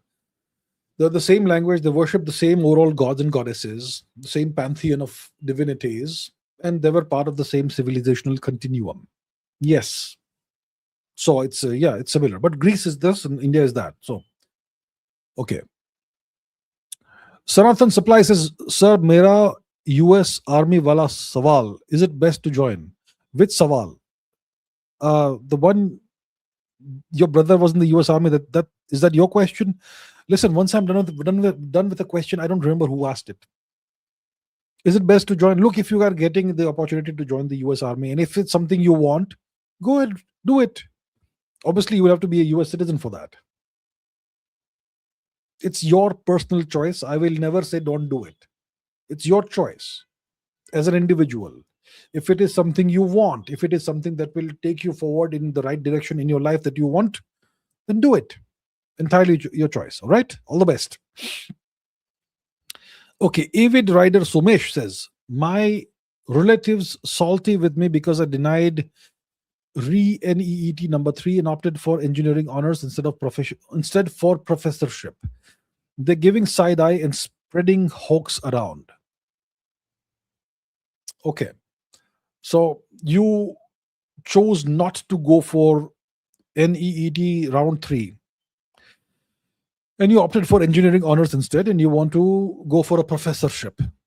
And your relatives aren't pleased with your choice, and they're doing whatever they're doing. Okay, that's life. I'll tell you what you should do. Whatever path you've chosen, go for it and succeed in life. It'll take you 5 years, 10 years to establish yourself in a career, do well in your career, become a person of repute and substance in your career, and your relatives will now then treat you very nicely. Okay? That's how it goes. So don't worry about this. Don't worry about it at all. Do your thing. Focus on what you want to achieve. That's it. All the best. Shivansh says, uh, when did the US even realize China has grown far too much to be under the control? What were they doing in the 90s not to pay attention? Had they become too arrogant with the dissolution of the USSR to bother looking around? That's a good question. So, um, it all goes back to the late 60s, early 70s. Late 60s, late 1960s, early 1970s. In 1969, the USSR and China nearly went to war over a border dispute. Hundreds of soldiers died on both sides in the battles, the Usuri River clashes. And the Soviets were so annoyed with the Chinese, they decided to nuke China. The Americans came to know about this and they gave an ultimatum to the Soviets. If you nuke China, we nuke you. So the Americans saved China. And then they used the good offices of Pakistan to send messages to China and arrange for a meeting between Nixon and Mao Zedong. And that's the beginning of the US China detente. And eventually the US told China, look, we're gonna have, we have all this manufacturing that we need to get done, but our wages are very high. Why don't you take over the burden? We will, so that will generate employment for you. You'll be able to manufacture stuff and you can sell it to us and we'll pay you money. So it's a win-win. So that's how slowly the US gradually aided and abetted the rise of China, the growth of China, economic growth of China. And the US imagined that if China becomes wealthy or wealthier, it will eventually become more and more democratic. It will join the League of Democratic Nations. That's what the Americans imagined. And that's why they aided and abetted the growth and eventually the rise of China. Okay? And Deng Xiaoping went along with that. He was very happy with this and so on. And this went on. Then in the early 90s, the Chinese started focusing on their navy. In 1990, 91, 92, the Americans used to laugh at the Chinese navy. Ha ha ha ha ha, that way. But the Chinese started focusing on numbers. Quantity has a quality of its own. That philosophy. They started churning out warships. They started focusing, investing in naval shipyards, the factories that could start churning out warships. And eventually, by now they have the ability to churn out warships like samosas. Yeah. The 2000s, if you went to the US, every electronic product was made in China. Everywhere, Best Buy, this, that, wherever you went, every product was made in China. The Chinese had achieved that scale, and because of this, they also were able to absorb the American technology and use it for themselves. So I think it's in the late 2000s that the Americans started realizing the Chinese are not becoming democratic and they're becoming a problem. They're becoming genuinely powerful. Look at their navy now. We can't laugh at it anymore. It's scary. The technology is still maybe not the best, but they have ships and submarines at scale now. So 2008 was the financial crisis created by the US itself. And that's where China said, okay, now we will step up and we will behave like a major economic power. In 2012 onwards, this started the wolf warrior diplomacy. It's around that time the Americans realized, oh my goodness, we have created a monster. Right? The Americans had become too arrogant. They were full of hubris. It was the unipolar moment, 1990-91. We have won the Cold War. The USSR has disintegrated. We are the winners. We will rule forever. That's what the Americans imagined. They became too arrogant and they stopped paying attention to what was important. That's how it went.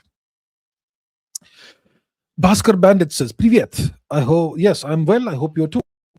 Why is Serbia not allowed to join the EU? What's the issue with Serbia, Croatia with regards to Kosovo, that region historically in general? Well, Serbia is a Slavic nation. Serbia allegedly did nasty things, allegedly, during the process of the fragmentation of Yugoslavia, the Balkan War, mid 1990s. See, there used to be a nation called Yugoslavia. It was aligned with the USSR.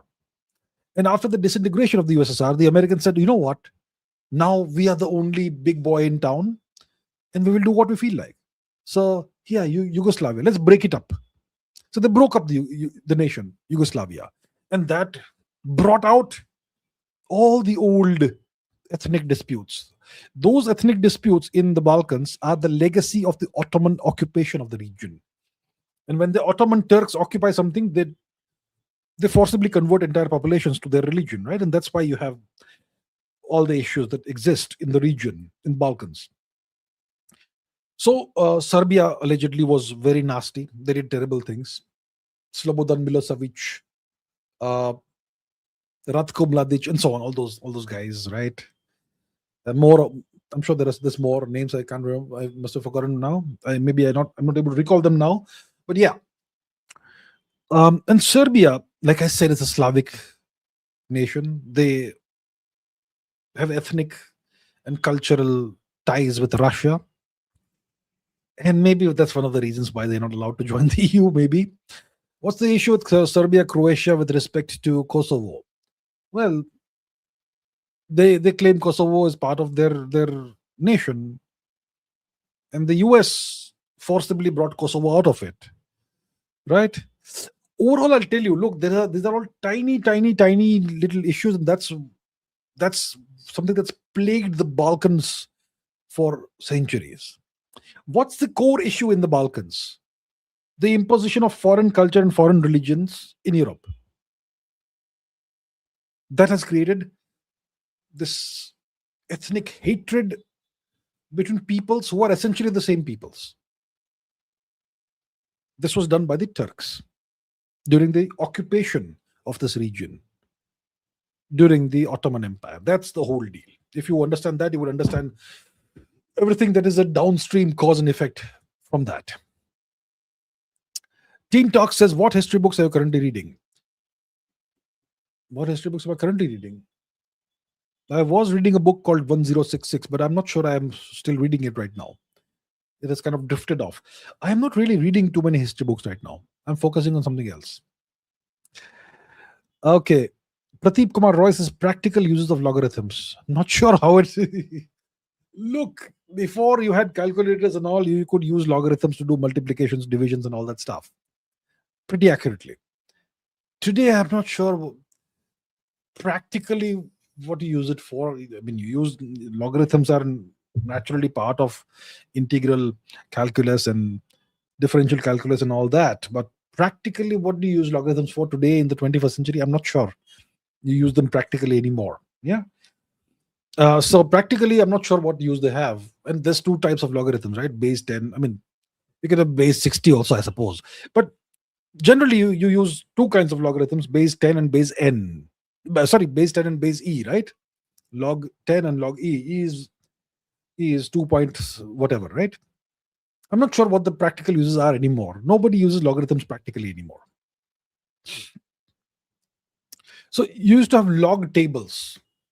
I remember when I was in high school, we were forced to use log tables to do calculations. I don't know for what reason. Why do you have to use 19th century methods today? But yeah, whatever. So you used to have log tables and you had to look up things on log tables. It was completely tedious, practical, and impractical and pointless. I'm not sure what practical uses exist anymore for logarithms. Yuvansh says, does India have an answer to this Islamic NATO? You said earlier we should even engage with China if needed. What did you mean by that? Look, India's answer to the Islamic NATO is to, first of all, realize it is alone. India is alone, and we have to rely on our own strength to counter any potential threat from the Islamic NATO or whoever else. So I've explained this multiple times. I'll not repeat myself. Now, I have said that we should even engage with China if needed. What did I mean by that? I meant that engage with China wherever there are areas where we could potentially work together, maybe economically, maybe something else, right? India should engage with China in every possible way where it is beneficial for both nations. That's all. And if India and China potentially in the future have a shared adversary, we can perhaps have limited cooperation when it comes to that particular matter. That's what I'm saying. We should explore options and avenues for cooperation wherever possible. That's what I meant by that. Okay. Kiran More says, In the last episode, I asked about FCRA bill. My intention was that you can make clear thoughts on it. I hope I didn't offend you. You asked me a question about FCRA bill. Well, if I was offended, I don't remember that. I'm sure it didn't offend me. If I was offended, I may have remembered it, right? I don't remember. What was the question? So clearly you did not offend me, right? It's okay. Please don't worry about offending me or not. Ask whatever comes to your mind. Sometimes my response may be somewhat sharp. I apologize if that is the case, but it doesn't offend me. All right. I was not offended because I can't remember a thing about what you asked. I take so many questions. If something was genuinely offensive, I probably would have remembered it. So clearly it was not offensive. Don't worry about it. Swamijit says, kindly resume Ask Abhijit Hindi live streams. Oh, क्या आप चाहते हैं कि हम हिंदी में वार्तालाप करें और प्रश्नोत्तर करें? I suppose I could do that once in a while. Okay, thank you for the suggestion. I'm not that good and that fluent in Hindi. Of course, I can speak Hindi, but when it comes to speaking about technical matters, I will naturally fall back to English because I'm mentally colonized. Because I'm not mentally colonized as per se, but I'm more conversant, more fluent in English when it comes to technical matters, right? But sure, I can try this again. Sure. Thank you for the suggestion. Thank you. Bhaskar Bandit says, a question about the Balkan region. Who started and who benefited from the Bosnia-Herzegovina war? Internet says it was an ethnic conflict. But what were the actual reasons and who started it? Yeah, like I said, it was an ethnic conflict. When you have a nation that's been created and it's being ruled strongly, in such a way that whatever ethnic divisions, tensions exist, they are subdued and they are no longer relevant, then I would say that nation is doing a good job. Let me give you some examples. Iraq under Saddam Hussein.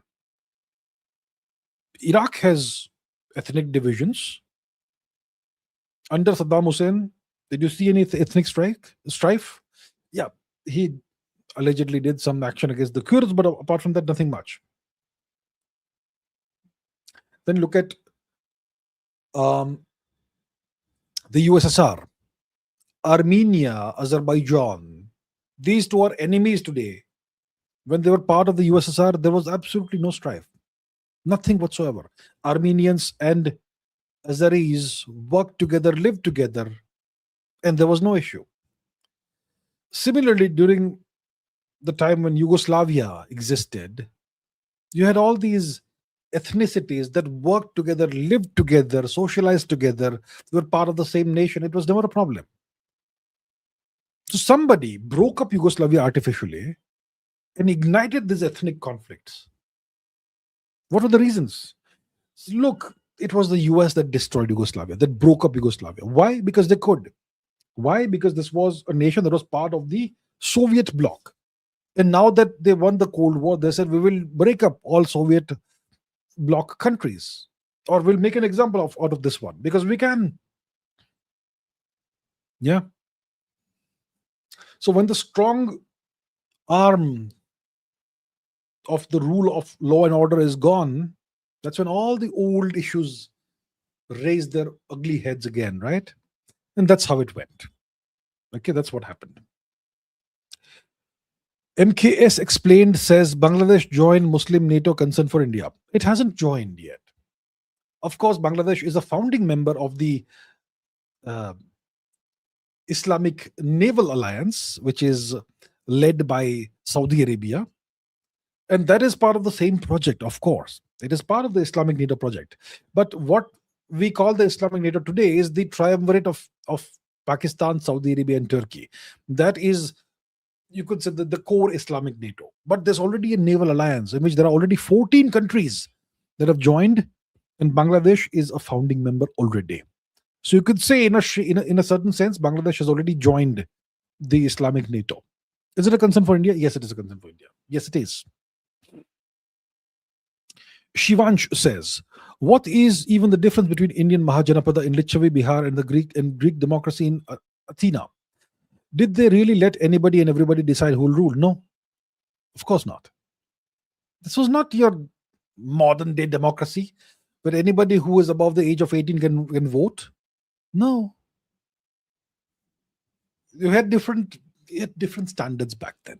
Okay, whether it was ancient Greece or ancient India, whether it was Athena or the Mahajanapadas, they did not let anybody and everybody decide who will rule.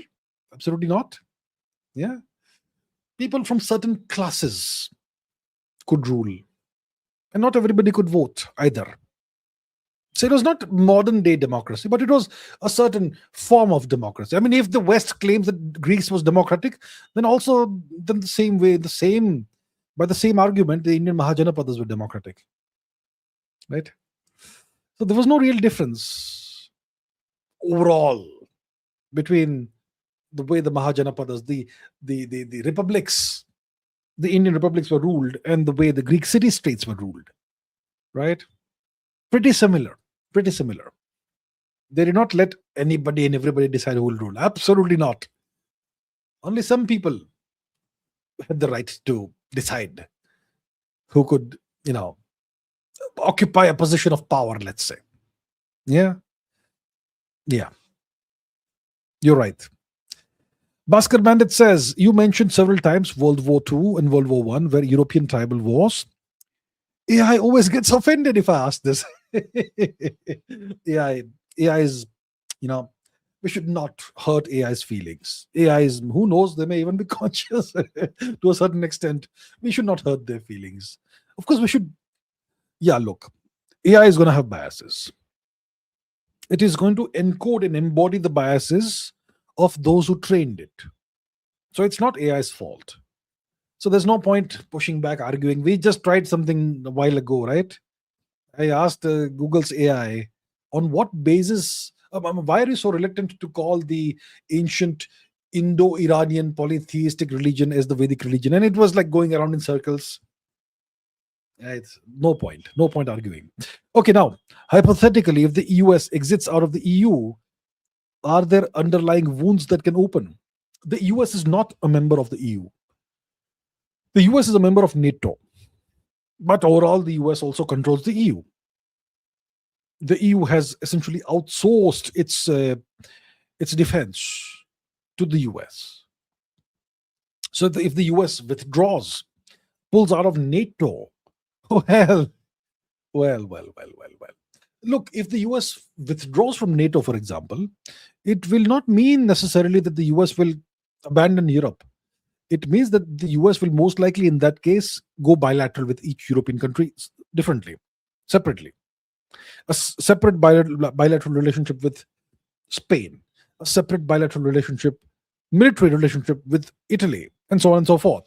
So the US could go for separate bilateral arrangements, military arrangements with each European nation. They could do that. Or they could just continue NATO. But if the US actually genuinely exits from Europe militarily, are there underlying wounds that can reopen? Oh, yeah. Yeah. You will have a new European tribal war all over again eventually. Yeah, it'll happen. Okay. Takashi says all countries with straight line borders are fake, including Israel. Let's take a look at the map. Yeah. So if you look at the map, you won't find too many straight line borders in, you will find a little bit of straight line business here, Mongolia, China. It's because China has usurped about half of Mongolia. Apart from that, you will find some straight line borders, not India, not much here. I'll show you a place where you will find a straight line border here. Okay, here. Now, if you ask me about this, I will say no comments. There's no need to comment about everything, but you will see straight line borders all across Africa. Because the Europeans drew maps before they actually did anything here. So they ruined Africa by putting up straight line borders. The same applies to West Asia as well. Straight line borders. You won't find that in Europe, but you will find that in the United States. You'll find that in North America. Look at this. Straight line borders. Look at this. Straight line borders. How about here? Straight lines. How about here? Plenty of straight lines. This is all the consequences of Europe, of the European occupation of these lands, of these continents. You will see the fingerprints of the European colonization and occupation and devastation of these continents all across the political maps. Straight line borders. So, okay, I can't disagree too much with what you are saying. And notice I did not address something that is on purpose, but I do not disagree with what you're saying. That countries with straight line borders are generally fake countries. Generally. Overall. There could be an exception here or there, perhaps, potentially, maybe. But generally, they're fake. Artificial countries. Yeah, artificial. V. Karma says, can India and Russia collaborate on DUV machines? What is this DUV machine? Let's find out. What is a DUV machine? Deep ultraviolet lithography. Is that what you mean by that? What are DUV machines? Deep ultraviolet lithography. Is that what you mean? Advanced lithography systems. Deep ultraviolet machines. Look, can India and Russia collaborate on this? Well, if two nations collaborate, at least one of them should have the technology. Does Russia have DUV technology? Now let's ask our friend Google again. Let's ask Google. Does Russia have DUV technology? Russia possesses imported DUV machinery used in legacy fabrication facilities, but it cannot independently manufacture advanced commercial DUV lithography systems.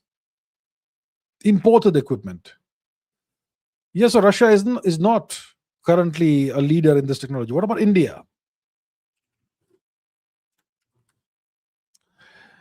India has access to and is deploying this technology through agreements between Tata and ASML. So India doesn't have its own indigenous technology. India is acquiring Dutch technology, purchasing it. India is not going to get a technology transfer. India will be able to purchase lithography machines from ASML and use those in India to manufacture chips. You call that? Yeah, that's not indigenous manufacturing. So neither India nor Russia has the technology. What's the point of collaborating? Maybe you can collaborate and develop the technology, which would be good if that's happened. If that happens, yeah. Pradeep Kumar Roy says, your views about options trading, scam or not? I don't know about that. Never done it myself, so I don't know whether it's a scam or not. Can't say. Sorry. Bhaskar Bandit says, looking at the future, how space warfare will evolve as a military domain? As in, what kinds of weapon systems, technologies, missions, applications are likely to emerge against adversaries? So what kind of weapon systems, technologies, missions, and so on could emerge? Applications and so on are likely to emerge. I would say the first question we should ask before asking this question is, what kind of weapon systems, technologies, applications already exist or could already exist? Because space may already be militarized. The US has all kinds of, military space vehicles. It has,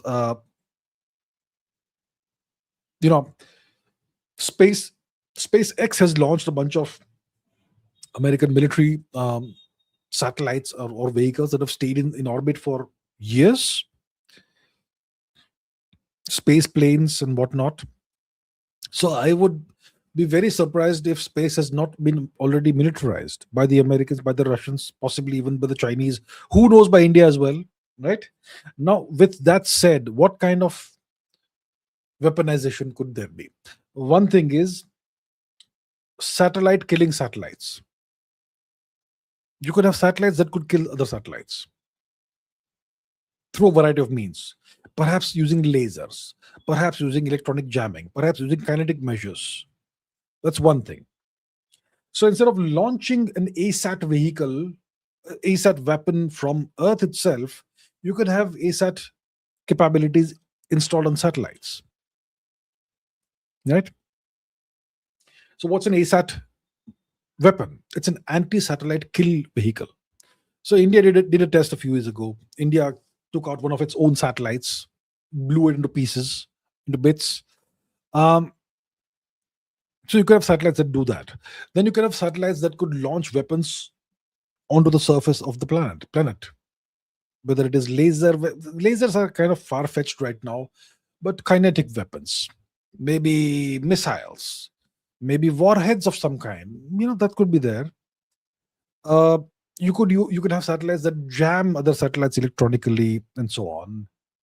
So that's the kind of weapon systems, technologies, missions, and so on that could emerge against adversaries or may already exist against adversaries in space right now. It's very possible that nations could deploy nuclear weapons in space, for early launch. It's very likely that's already happened. I would say it's quite possible that certain nations have already launched satellites that carry nuclear weapons that can be you know launched on demand against any adversary on the surface of the planet. That's also possible. Yes, there's all kinds of possibilities. I'm sure I'm missing a few. Here and there, but yeah. And look, when you have and it's not just weapons, it's surveillance. If you have, let's say, a constellation of 40,000 satellites, okay, maybe Starlink satellites, let me say the name. Do you think those satellites are their only purpose is to beam internet to the surface? If you have that sort of constellation at scale, thousands of satellites in orbit, and if you are strongly connected with the US government, it is very likely that your Starlink satellites also carry surveillance equipment and God knows what else to give the US government the ability to surveil the planet, the surface of the planet on demand, 24/7. That's also an application, a military application, you could say. You can weaponize internet also. So there's all kinds of applications that's possible. Okay, Avinash says, Namaskaram. Are we near to China in battery technology? How can we bridge the gap in innovation and in battery technology or hydrogen fuel cell technology? Are we near China in battery technology?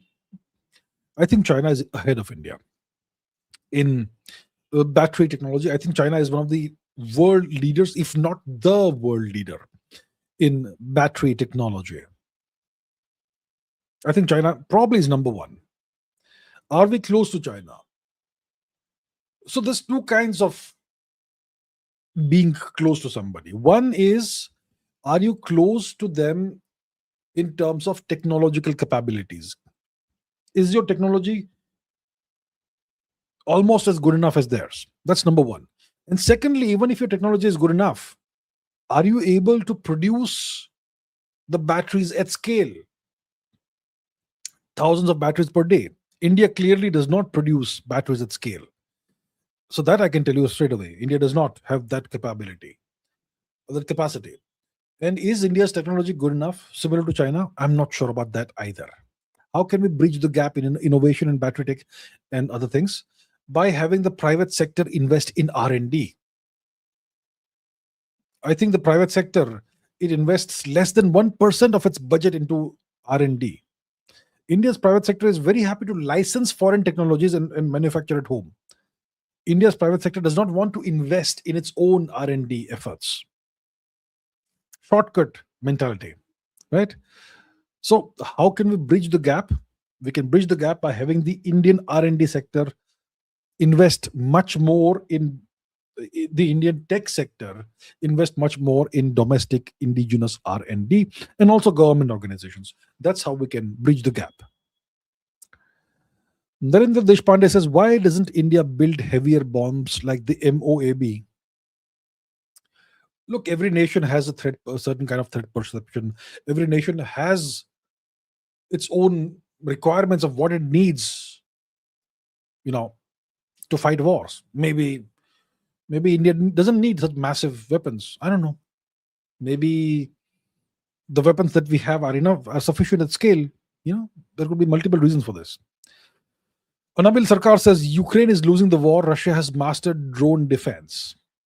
Yeah, it's a cat and mouse game now. One side makes a breakthrough in drone technology. In a couple of weeks, the other side has found effective countermeasures. Then the other side makes the advances in drone technology. Then this side, catches up with it. And that's how it is going right now. Right?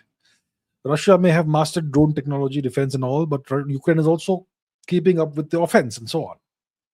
So it's kind of a stalemate. I don't know what is going on in the Ukraine war, but it's become a forever war right now, and it doesn't make sense strategically for Russia to have a forever war going on. And why is Russia finding it acceptable to absorb such punishment from Ukraine, especially when it comes to its ports, its refineries, the wild berries, warehouses, and so on? Why? I'm not sure why. Yeah. Bhaskar Bandit says situation is different here in Moscow. 25% of wild berries logistical hubs are finished. 1 to 1.5 kilometer lines on petrol pumps every day. Local businesses in loss. Chinese pushing in. Internally, people are frustrated.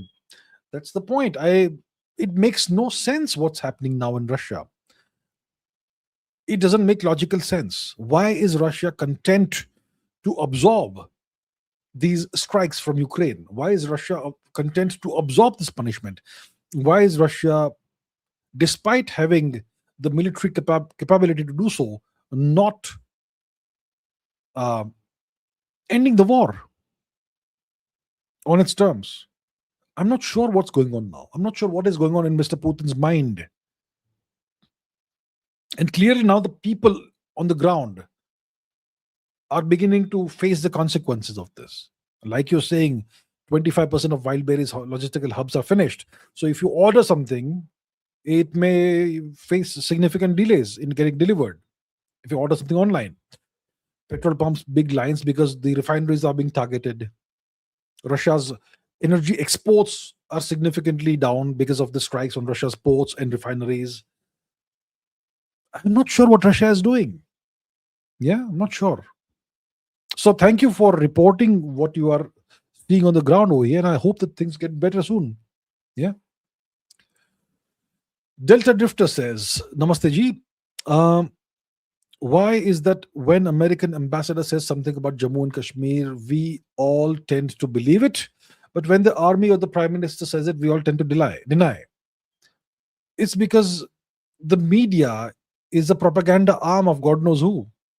The Indian media it reports opinions and propaganda these days.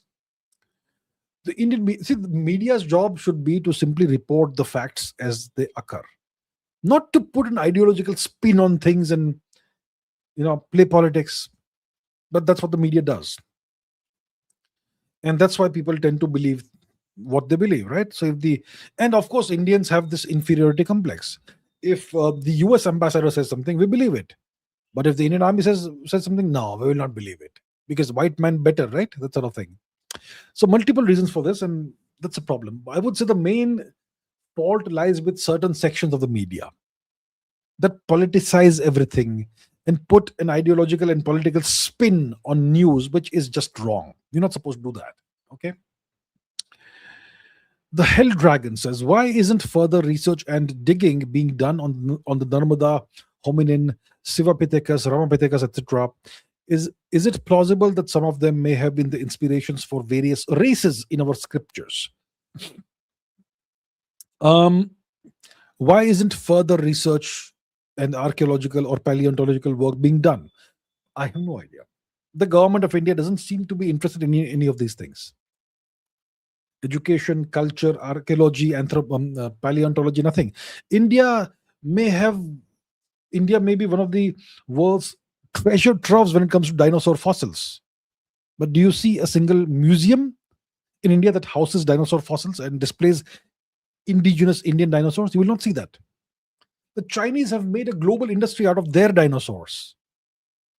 We have even probably even our dinosaur heritage is probably richer than that of China's, but we don't focus on that at all. And similarly, no research is being done on the Narmada hominins and Shivapithakas, Ramapithakas, etc. Is it plausible some of them may have been the inspirations for various races in our scriptures? No.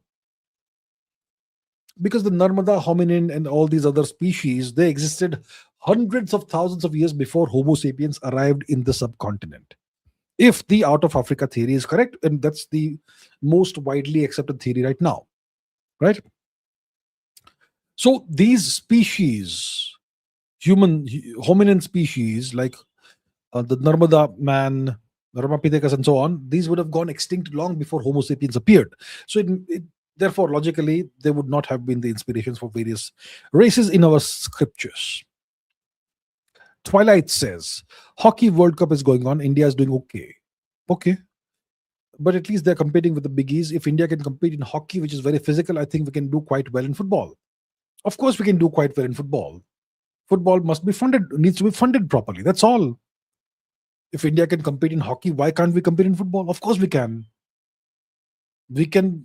I mean, there are so many Indians who are very interested in football, but we don't get the facilities. India needs, if India invests properly in sports, India can be a superpower in every single sport. With a population of 1.4 billion, we are naturally going to be a superpower in every single sport that we invest in properly. It's just that we don't care. I don't mean the people don't care, the government doesn't care. Why can't the government clean up the sports bodies, remove politics from the sports bodies, and professionalize the sports bodies? Why not? I don't know why. So, Op Ninjutsu says ISRO should retain NGLV development to maintain national launch capacity, even with outsourced manufacturing like CNSA's LM10, close to SpaceX Star S. You've thrown a lot of acronyms at me. What is new next generation launch vehicle? Okay. NGLV, next generation launch vehicle. Yeah, ISRO should retain that development. It should not stop that. Even if ISRO is exporting or outsourcing rocket development to the private sector, ISRO should have its own launch vehicles too at the same time. So ISRO should not give up the development of the NGLV. The private sector will take some time to catch up with where ISRO is right now. The private sector can't launch a GSLV class rocket right now, not even close. So ISRO should not stop developing its rocket. I agree with you. Yeah, so overall I agree with you, yes. Kakashi says, was thing about India seizing 3 Iranian oil tankers a few months ago true? At that time you said this coupled with AI summit showed vassalage signs. Yeah. Let me see. Did India seize 3 Iranian oil tankers several months ago? Okay. The Indian Coast Guard intercepted and seized 3 US sanctioned Iran linked oil tankers, whatever the names are, in early February. They were captured about 100 nautical miles west of Mumbai. Well, okay.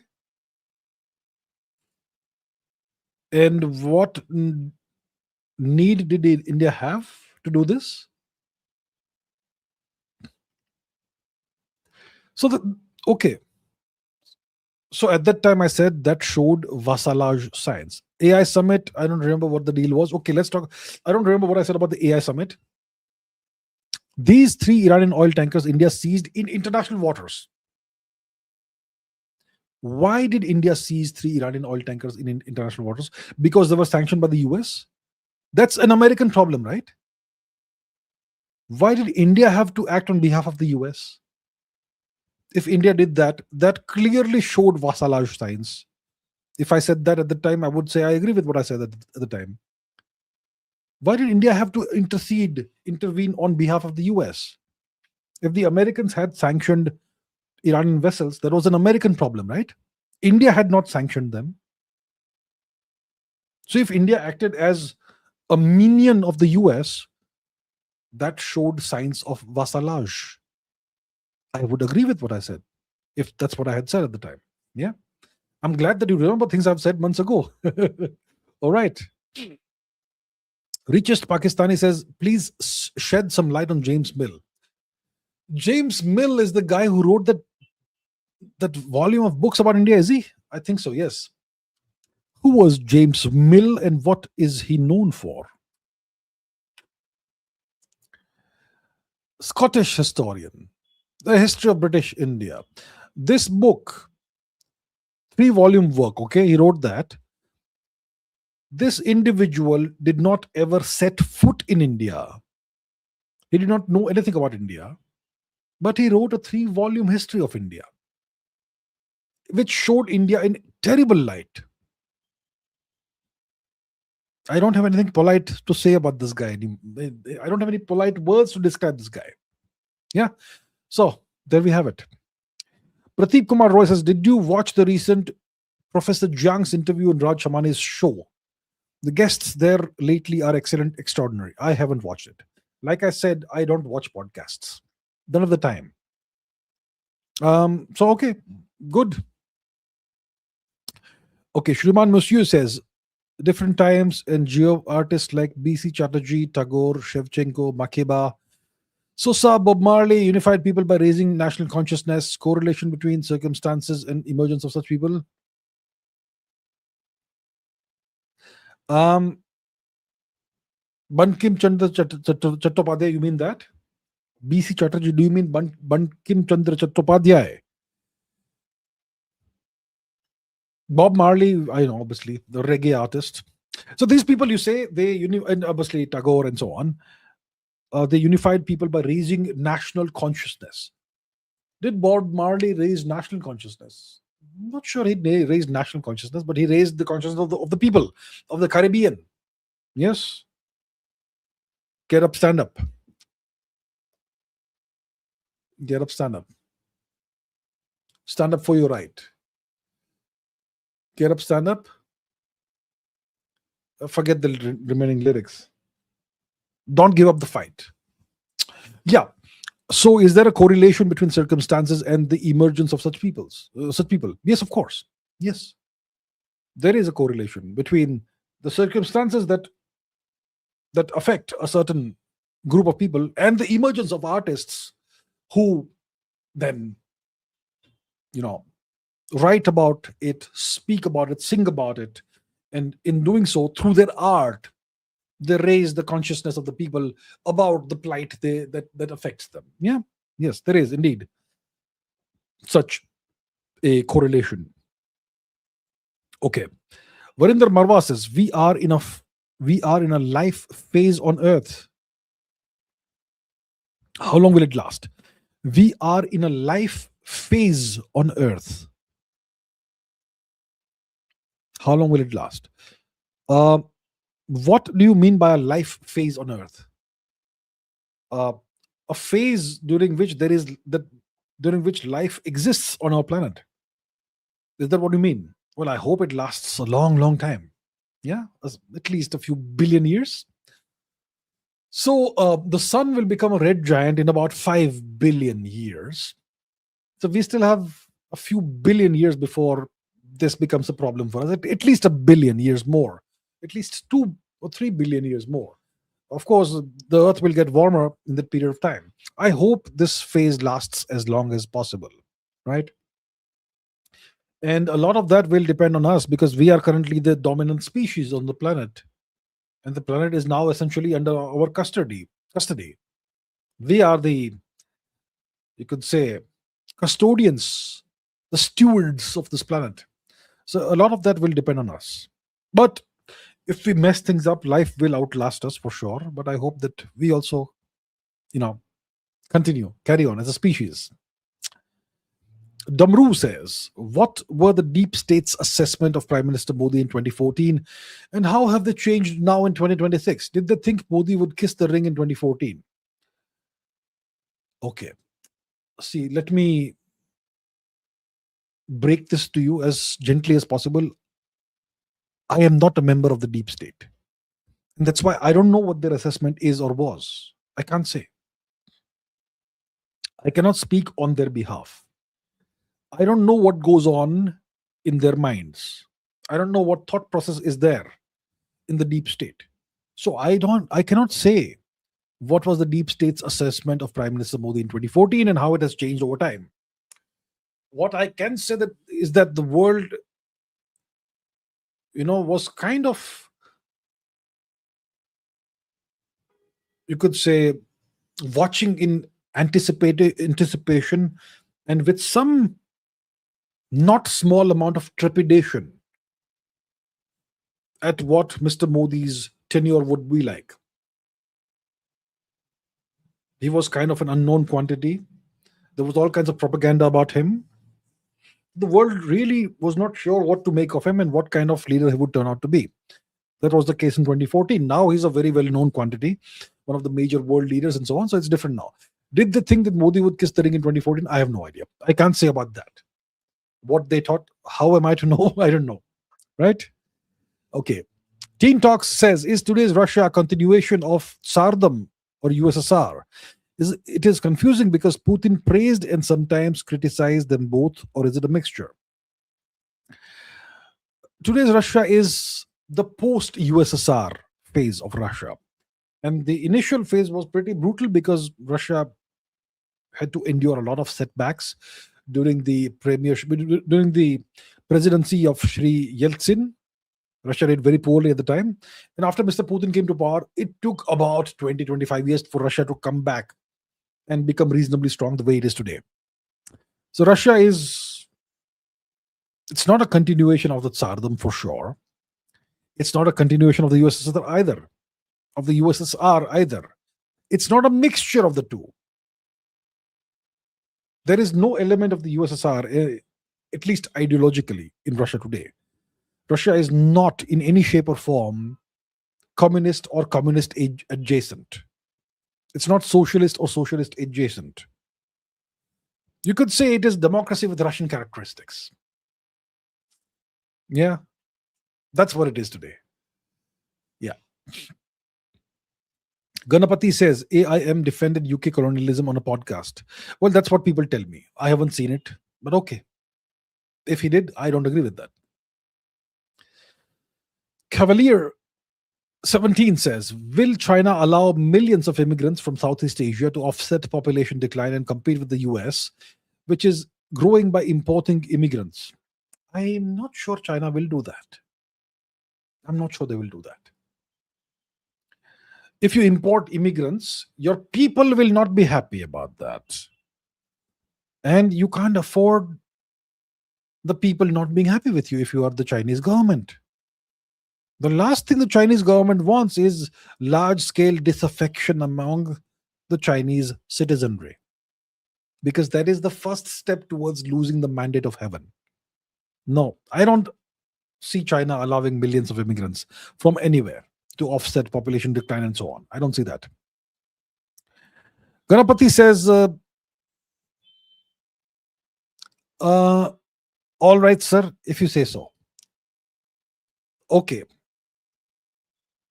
Okay, I hear you. All right. And Ganapati says, I have no respect for traitors, period. Okay. On that, I cannot disagree with you. You can't respect traitors. I agree. Shivansh says, monarchs with royal bloodline ruled across the globe for most of human history. What I have, only my children should have, mindset was there and is there. Then why is the blame of casteism shoved down only our throats? Because it's double standards. The whole world operated the exact same way, but only India is blamed for certain things, right? Every society across the world has division of labor and stratification and social classes. But in India, it's called caste, and it's given religious and civilizational aspects. Oh, you are bad, you are evil, casteist, patriarchal, misogynistic, backward, primitive, blah, blah, blah. And that's why your religion should be destroyed because it's an evil one. The same system has existed everywhere in the world, but only India is blamed for that. So that's double standards, and Indians have swallowed this BS endlessly. Oh, so many Indians believe that, you know what, India was casteist and India was oppressive and so on. That's why India needs to change and India needs to be reformed socially and all that. There are entire movements around that. So, Dheeraj Kamath says, thumbs up to Ganapati 1803. All right, sir. All right. Pradeep Kumar Roy says, I'm planning to buy a telescope. A company called Pi Matrix is selling good telescopes at affordable prices. Good idea, light in air pollution. Look, I have never owned a telescope. I've always, as a kid, wanted to have one, but I never ended up ever owning one. So I don't know. I know how a telescope works and so on and so forth. And you know what? Light pollution, yeah, it's a big problem. It's an even bigger problem, most likely, than air pollution. Light pollution is. So if you live in a big city in India, metropolitan city, if you live in a medium-sized town also, you may find it difficult to use your telescope. The right place to operate and use a telescope is somewhere where there is no light pollution.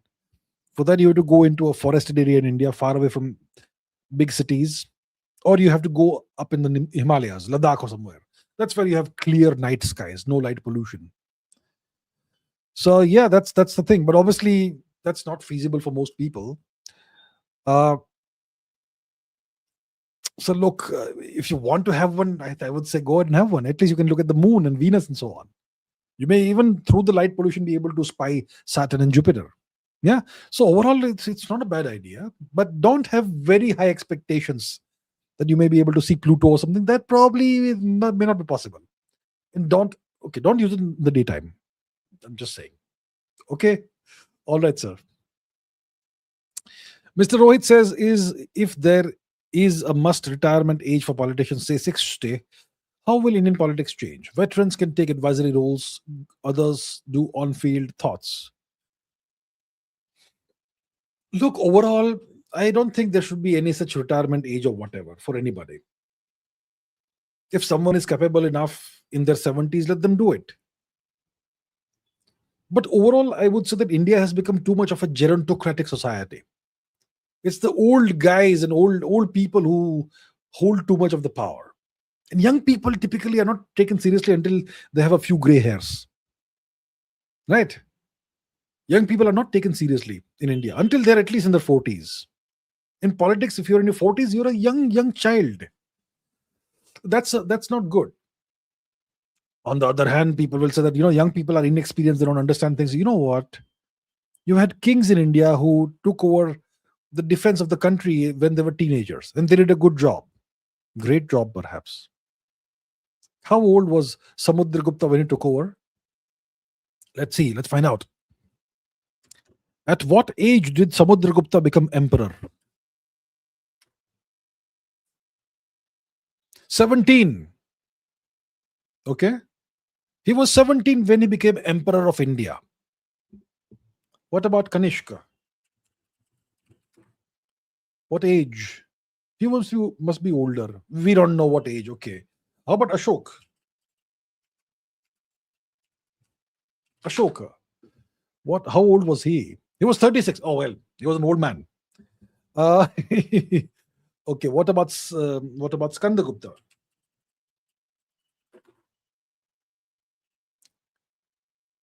We don't know for sure. But he was a young man. He was a teenager probably when he fought the Huns, right? So my point is, you've had emperors who became emperor very, very young. Samudragupta was 17 when he became emperor of India.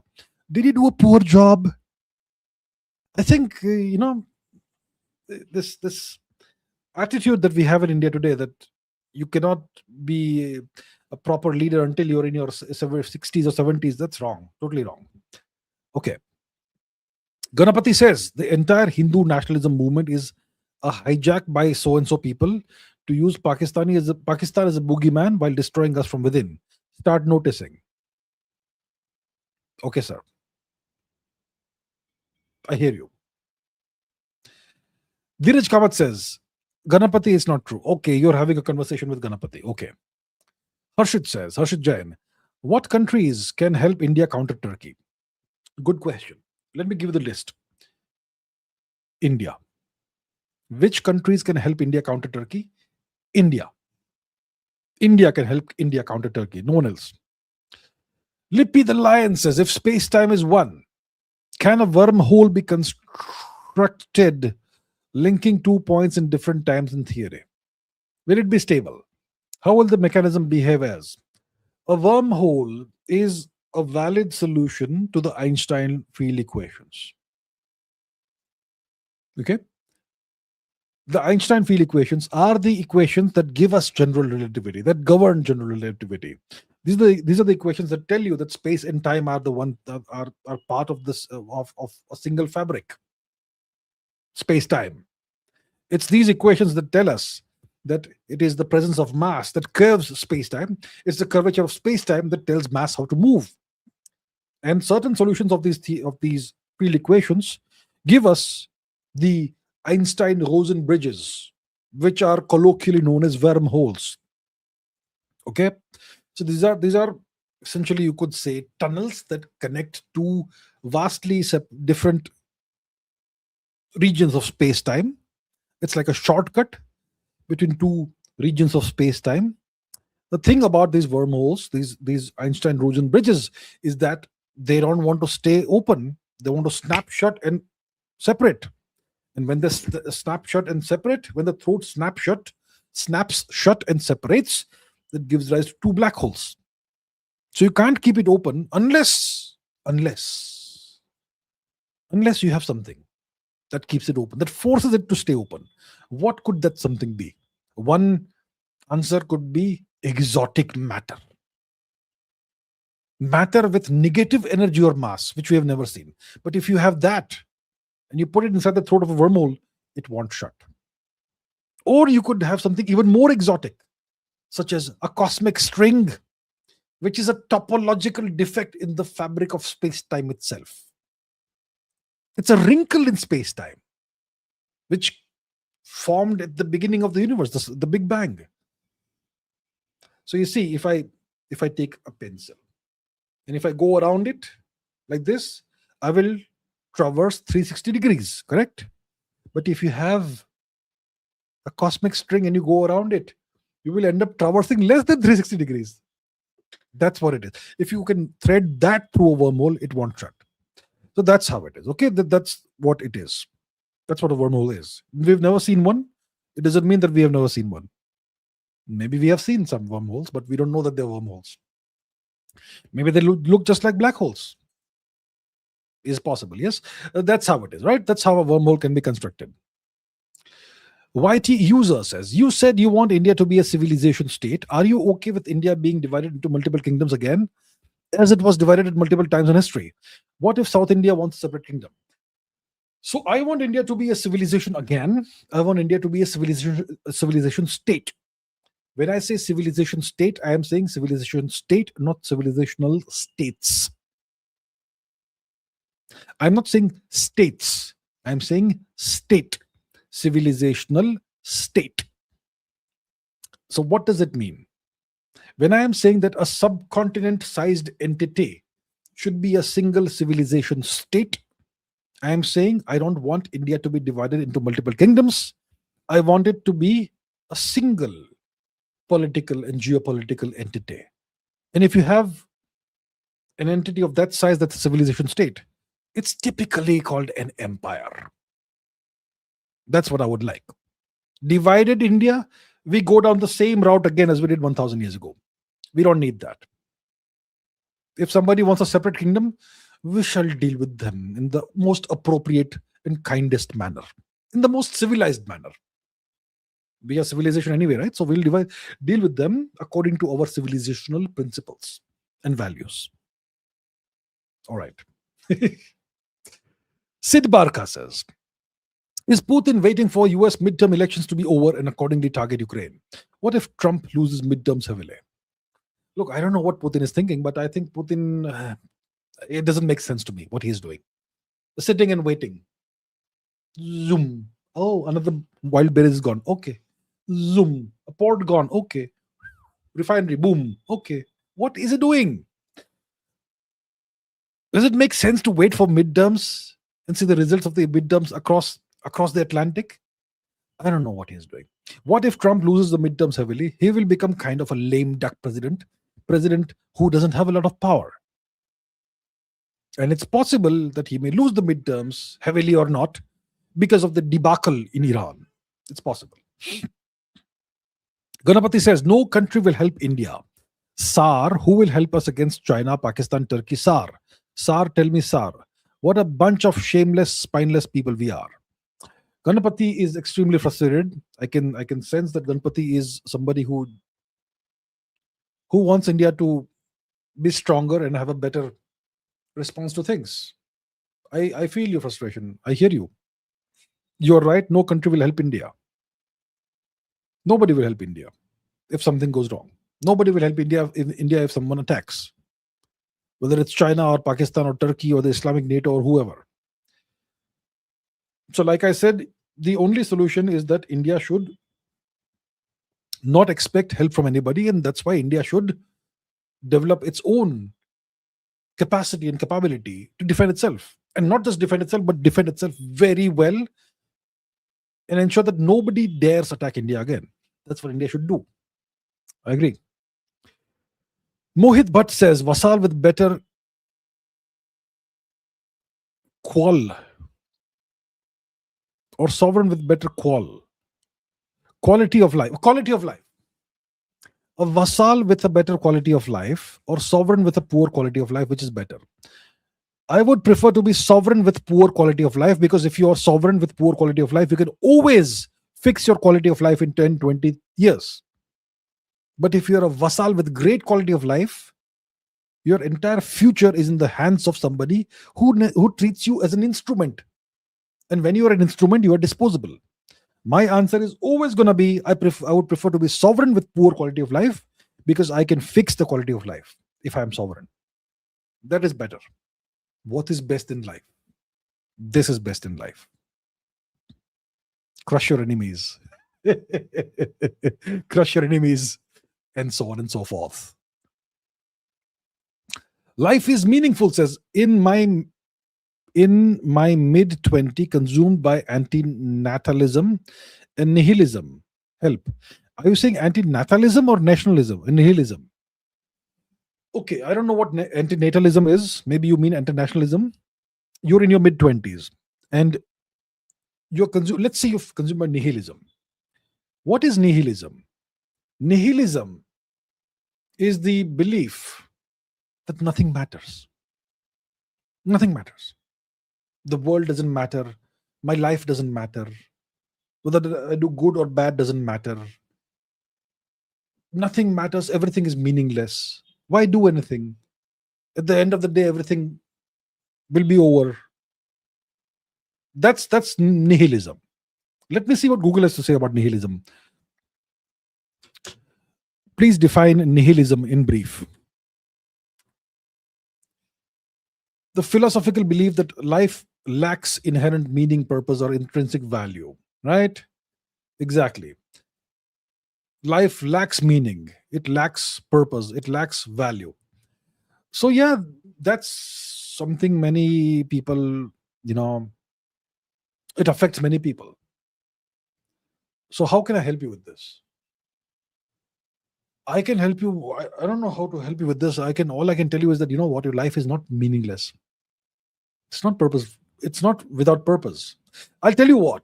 Maybe you don't know what is the meaning and value of life. Okay? Maybe nobody has given you a meaning or a purpose or value of life, or told you why life is valuable. Fine. So what should you do about it? I'll tell you what. I'll give you a shortcut. Live an interesting life. Live an interesting life. Make your life as interesting as possible. And what is interesting? You define interesting. Define interesting yourself. But don't define interesting means doing as doing something terrible. What movies do you enjoy? What kind of TV shows do you enjoy? What kind of people in or characters in those movies or TV shows do you find interesting?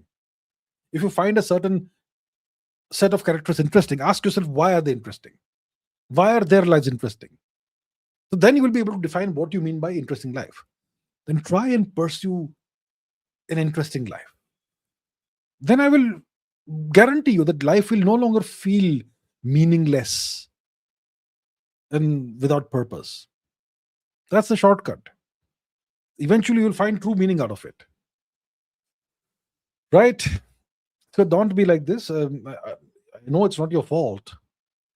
If you can't find, if nobody has helped you with the meaning and purpose and value of life, try and define what you mean by interesting life and try and pursue that.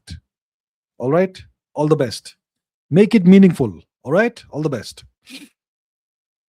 Okay, Ganapati says, we have become such shameless people. We would ask questions like better quality of okay. Listen, there is no question that is good or bad or stupid or not. People are trying to figure out what is right in the world. So I'm happy to answer these questions. Better quality of life as a vassal or poverty while independent. So listen, people don't know about this. Don't be so frustrated, sir, Ganapati. Don't be so frustrated. People are trying to figure out what is right in the world, what is right in life.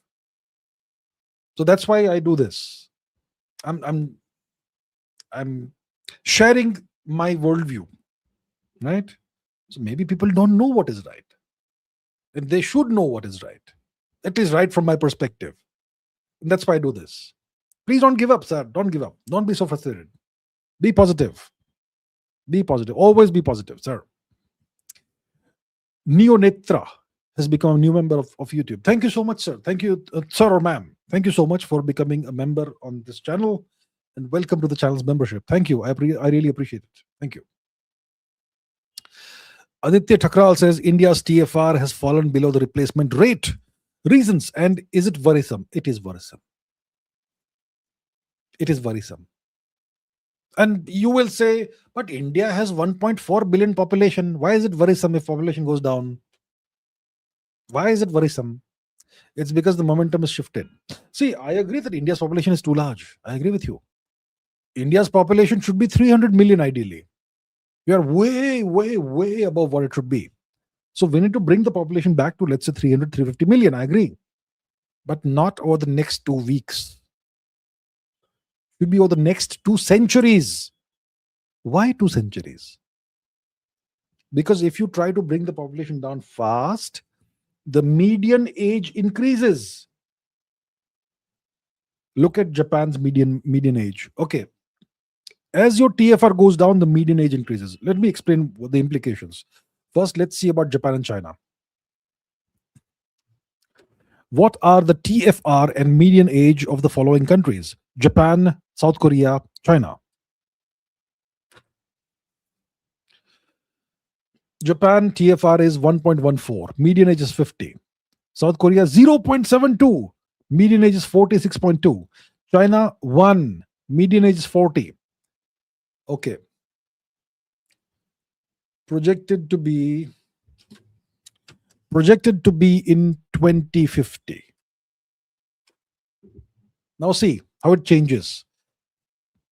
Oh, it's not gonna tell me. Okay, let's look here. Median age. Now I'm gonna have to go through all this. Japan 52. Where is China? China. The point is, okay, I'm not gonna trawl through all this data. My point is, as your TFR drops, your median age rises. By 2050, let's say China's median age is 50, which means the average person is going to be 50 years old. There's going to be fewer and fewer children being born every year. Who's going to take care of what young people do? What happens to the demographic dividend? Do you even know what demographic dividend is? There are people who talk about demographic dividend, right? What does demographic dividend mean? It means the number of elderly people who can't support themselves divided by the number of young people who earn. That's the demographic dividend essentially. So number of people who can't support themselves divided by the number of people who can support them. And typically you need 2 or 3 people who can support for every one person who can't be supported. And if that demographic dividend gets skewed, the nation is in deep trouble. So overall, this is becoming worrisome for India. India should gradually bring its population down, not rapidly. But India's population, TFR, is now dropping. That is worrisome. Mark Twain says, if Donald Trump doesn't come back as president in 28, will the US policy of slowing Indian economic growth and regime change continue? The US. See, Trump is in his second term as the US president. In the US, a person can only serve 2 terms as the president. Now, Trump could come back as a vice president in 28 and then have the president resign, which means he becomes president for the third time. That's technically possible. Sure, it's a loophole. But even assuming that doesn't happen, he's too old or whatever, and someone else comes back as president, someone else is president in 28, maybe a Democrat, the US policy towards India will not change, will not budge 1 inch. Whatever the US policy towards India is today, it will continue. Okay. Mohit Bhatt says, more illegals deported by the previous government in India. Some things you can't explain. I can't explain Russia's approach currently in the Ukraine war. And I can't explain this. I have no answers. Yeah. Pradeep Kumar Roy says, the first novel that you read in your life. Mine was Robinson Crusoe or David Copperfield, I think. I remember my first novel very clearly. I was 7 years old. The first novel I read was The Coral Island by Robert Ballantyne. It's a novel that was written in the 1800s. Let's Google it. The Coral Island, Ballantyne. So this was written in 1857. Okay. And I read the original, not the abridged version. It was a book in red binding. I no longer have it, sadly. I was 7 years old when I got it. It took me a week to read it, and it fascinated me. Of course, even at that time, I realized the racism in the book, the white supremacism in the book, and all that. I did realize, I could sense it, even as a 7-year-old. But there's something wrong. Some elements of this book that are wrong. The white man always wins. The white man always rules. That sort of BS. Yeah. But anyway, that was the first book I read. Anabil Sarkar says, you should do more podcast with likes of Ashish Malviya. It was really informative and educating podcast and felt better than your other podcasts. Ashish Malviya. Have I done a podcast with Ashish Malviya? Ashish Malviya.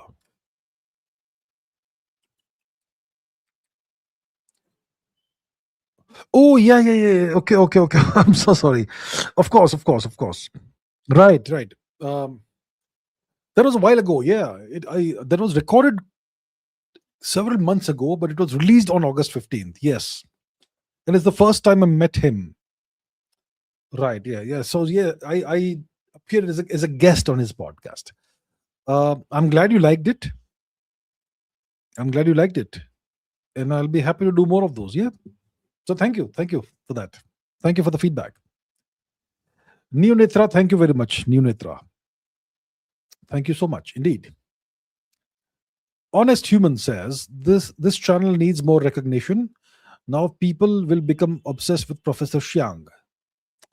Let people be obsessed with whoever they want to. And I'm glad you think that this channel needs more recognition, more viewership. I really appreciate that. Thank you so much. Thank you. Prabhanjan Prabhanjan Karjol. Thank you so much, Prabhanjan ji. Prabhanjan ji. Thank you so much. Rajat says, "How are you?" I'm well. I'm well. Thank you. If you have to mitigate threat of fifth generation fighter of adversary, without using a fifth generation fighter like India, how would you do it? I would invest in tremendous numbers of drones and missiles at scale. And this would include long range drones with a range of, let's say, 2 or 3,000 kilometers. You can mitigate any threat with that, because your fifth generation fighter planes have to land somewhere and they have to take off from somewhere. You send your drones there. Okay. India needs to invest in tremendous numbers of drones and missiles, cruise missiles, subsonic cruise missiles, supersonic cruise missiles, hypersonic cruise missiles, ballistic missiles, hybrid missiles, drones of various kinds. You have that. Your fifth generation fighter planes will not worry you anymore. Prabhanjan Karjol says, "We love your science podcasts. They are very helpful, our enthusiasm for science. Why can't you make at least one science podcast every month?" Well, that's an idea, and a good idea at that. I should do that. Thank you for reminding me about this, and I think it's a great idea. I should do that. I will.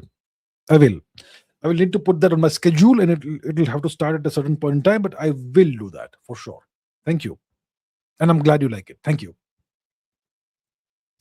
Jellyman says, "If British wouldn't have come to India, would the invaded Muslim population grow as they were set in boundaries during British rules or Raj? Would today India be an Islamic country in future if Pakistan and Bangladesh would know?" I'm getting what you're overall saying. If the British had not occupied India, you're asking, would India have become an Islamic nation? Right? Well, India would not have been a nation state, first of all. India would have been an empire or a set of kingdoms. Now, when the British formalized their occupation of India, they did that by defeating the Maratha Empire. So if the British had not defeated the Maratha Empire, then the Maratha Empire would have continued to rule India. And the Maratha Empire had established Hindavi Swarajya over India. Right? They had established what you would today call Hindu Rashtra. Right? The Maratha Empire. That's what the British defeated and destroyed. A lot of people imagine that the British defeated the Mughals. It's not the case. The Marathas had annihilated the Mughal Empire. They had reduced the Mughal Empire to nothingness. The Mughal Empire. So if the British had not occupied India and ruled India, India would have been actually Hindu nation or Hindu empire today. Yeah. Anabil Sarkar says, difference between singularity and ringularity. It's a geometrical thing. It's a geometry thing. A singularity is simply one point. A ringularity is a ring. A singularity in the shape of a ring. That's it. What's a singularity? A singularity is a region of space-time that has infinite curvature and infinite mass energy density. And a standard singularity is just one point. A ringularity is also a region of space-time that has infinite curvature and an infinite energy density or mass density, but it's in the shape of a ring. That's the only difference, right? And that depends on what solution of the Einstein field equations we're looking at. Rajat says, do you remember that we discussed CMB dipole is aligned with Earth equinoxes? I have not been able to find a paper explaining it. Is it a coincidence? I am not sure. Even I have not looked into it. I think you or somebody had asked me about this, and I had said I would look into it, but I have not looked into it so far. I'm sorry about that. Yeah, that's very interesting. I still haven't looked into it. I will have to, I won't be able to do it now because it takes time to find the relevant literature, But let me try and keep that promise. I'll look into this. The CMB dipole aligned with Earth's equinoxes. Very interesting phenomenon. Yeah. Darshan Kumar, thank you very much. Darshan Kumar ji, thank you. Harshit says, do you think Pakistan has the guts to attack India again? What do you think they will do differently this time to ensure their victory? Nuclear. Look, Pakistan, does it have the guts to attack India again? Pakistan will not attack India conventionally in a full front war. India, if Pakistan attacks India, they will do it through unconventional means, which is terrorism. That's what they will do. They can't fight and win a war against India, a military war. So that's why they use terrorism, right? That's why they've become a terrorist nation. They can't attack India and get away with it. Can they use nuclear weapons? Only if they want to commit harakiri, right? They may be able to damage India if they use nukes, but they will end up being annihilated completely. Makes no sense. Okay. Fast Snail says, will India now blame 3 nations for any Pakistani actions? I don't think India will change its approach. India will not blame 3 nations for Pakistan's actions. India will only blame Pakistan. But if India takes action against Pakistan and those 2 other nations try and interfere, well, then we will have to respond appropriately, let's say. Yeah. Varinder Marwa says, what are the chances of the US taking Canada for resources? The chances. Look, if Trump is desperate, he may order the US military to take Canada, in which case there's not much Canada can do about it. But it makes no sense logically. The US can always take Canada's resources without any big problem. It just has to pay some money for it. Is that a big problem? The US prints its money, right? US money is just printed. They can conjure money out of thin air and pay Canada with that. So why do you need to actually take Canada over? Take over the country physically? Why? Continue the arrangement you have. Canada is anyway a blood bag for the US. So is Europe. Yeah? So. Okay. Life is Meaningful says, please search anti-natalism. I do not enjoy anything. Let me see. Anti-natalism. Oh my goodness, this is what it is. Anti-natalism is the philosophical belief that having children is morally wrong and that procreation should be avoided. Proponents argue that life inevitably involves suffering and that because a new person cannot consent to being born, imposing existence upon them is an ethical harm. Okay.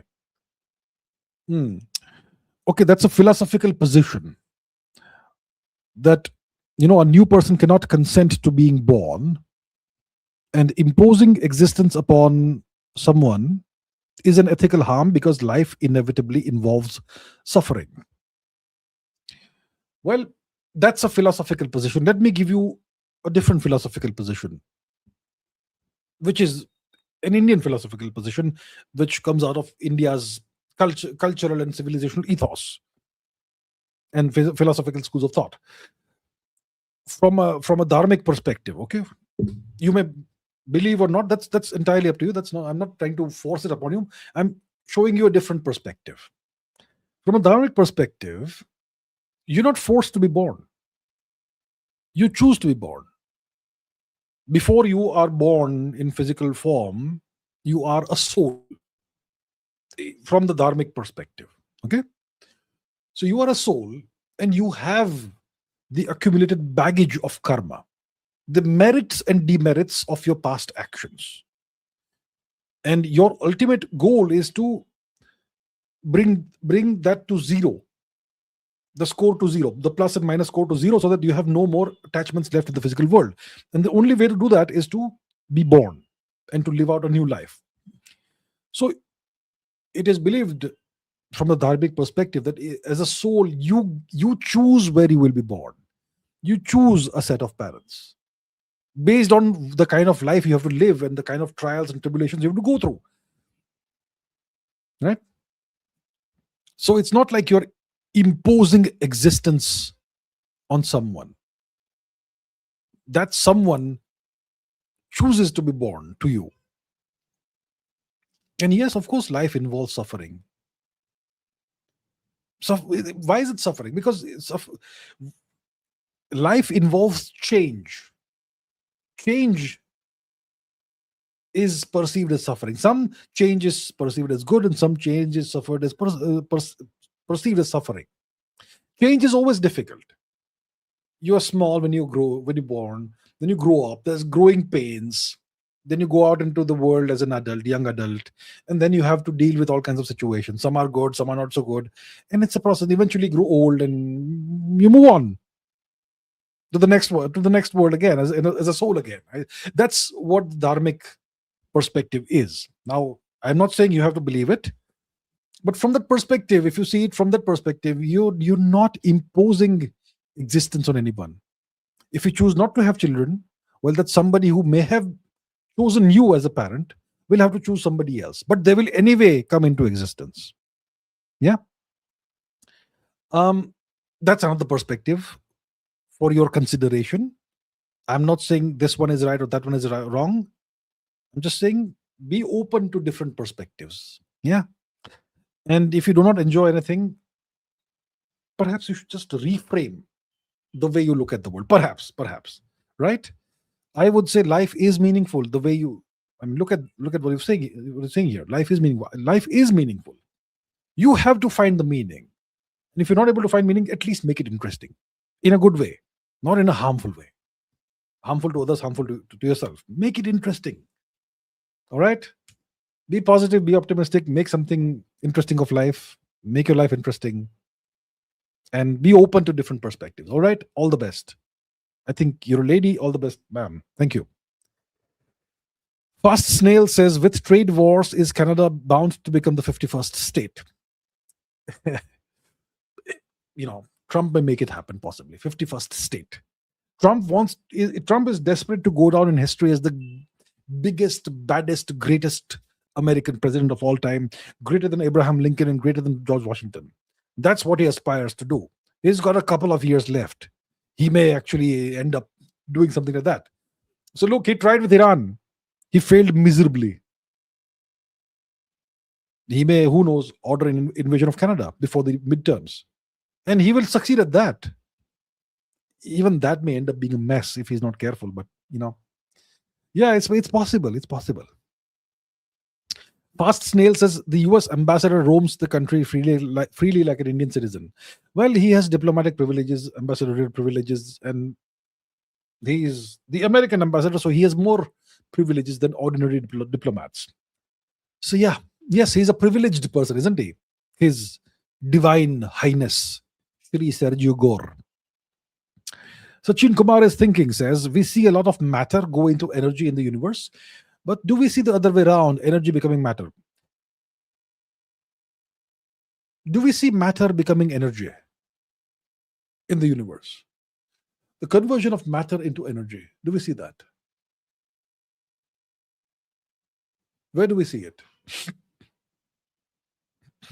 Where do we see it? I mean, you see it in the annihilation of matter and antimatter. Sure. It gives off pure energy, mostly photons and neutrinos and whatnot. You see Hawking radiation, which releases some energy, but also particles. I'm not sure we see a lot of matter transforming into energy in the universe. Not sure about that. Do we see energy becoming matter? Yeah, you can see it in particle accelerators. You can see that. You have, you do observe it in particle accelerators.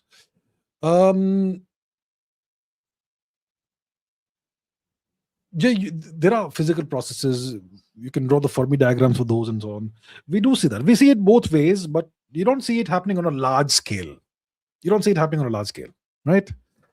So if you have let's say, electron and positron coming and annihilating each other, they will give off photons.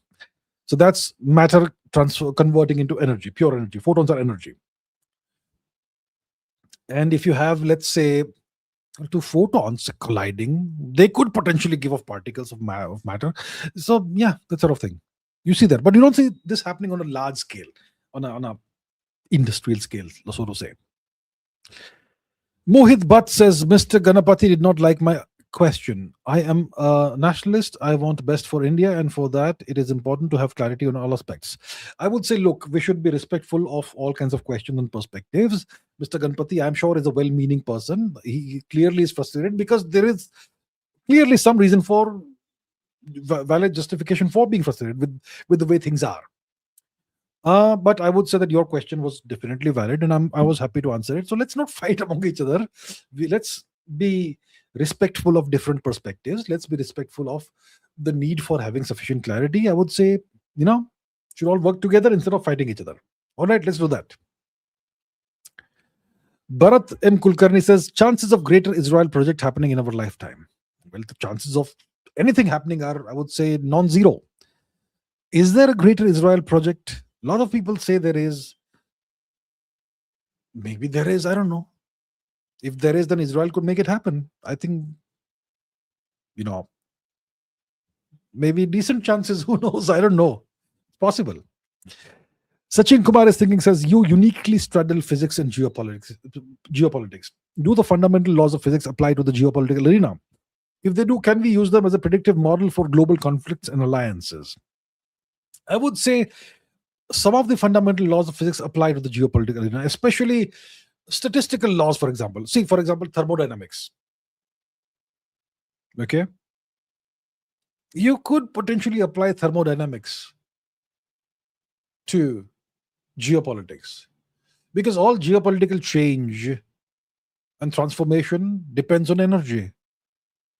You could potentially do that. I have not really tried to formulate actual laws of geopolitics based on or inspired by the laws of physics, but yes, it is certainly possible. Geopolitical change, you can express it as an equation involving energy and other factors. It's possible. Can we use them as a predictive model for global conflicts and alliances? Not yet. Not yet. But it's something that is very, very intriguing and interesting. And I have, you could say, flirted with the idea, but never really sat down and wrote it down and made it happen.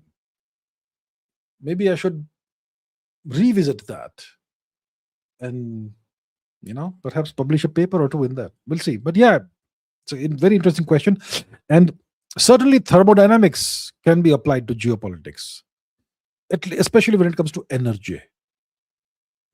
Energy as in oil, gas, all of that, but also maybe other elements of energy. Yeah. Fast Snail says, wonder if US ambassador can roam Chinese provinces freely. No. India is special, right? We are a friend of the US. So the US ambassador gets privileges in India that he will never get in China. Right? Of course. Sachin Kumar is thinking, says, why did physics move from Newton's laws to Einstein's theory? Why the change in terminology?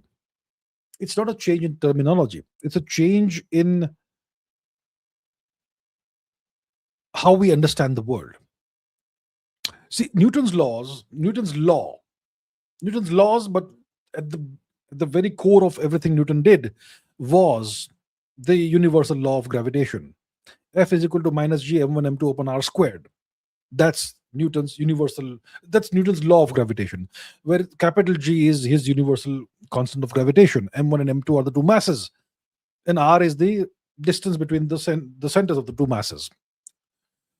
So that is a action at a distance force, and it's still so accurate. You can send humans to the moon and bring them back using only the Newtonian formulation.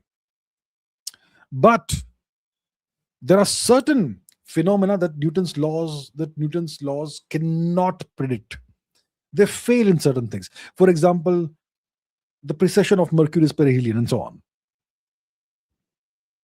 And that's something that Einstein was able to resolve by his completely new formulation, which is general relativity, the equivalence principle, and so much more. It started with 1905 general special relativity, and then 10 years later, general relativity.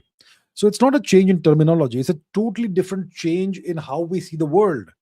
The Newtonian world is a clockwork world. The Newtonian world is an action at a distance force kind of world.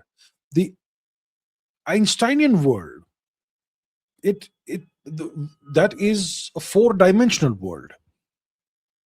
The world, everything that all the objects that exist in the universe they exist on a stage. That stage is the four-dimensional fabric of space and time. That's a totally different way of looking at the world. It's not a change in terminology. It's a change in how we perceive it and how we formulate the world. Totally different. Okay. Chinmoy Patro says you once linked Europe's twin horse symbols to Ashwini Kumar's and an ancient astronomical event where stars moved north. So if you go to Lithuania, okay, they have the twin horses on their houses. Okay, Lithuania, twin horses. They are called Asvinenai, divine twins. The Ashwins, the Baltic counterparts of the Vedic Ashwins, exact same thing. Right? So it's a fact. Aryan invasion was there? Yeah, so that's the case. They are called essentially the Ashwins in the Lithuanian language. Okay, Gamate says, why socialism in US in raise? Many deep state apples are winning midterm. Why is socialism rising in the US? It's because of the education system, because of the academia, because of the academic capture by socialists, especially the humanities. That's why socialism is on the rise. It's not on the rise, it's risen as far as it can rise in American campuses, right?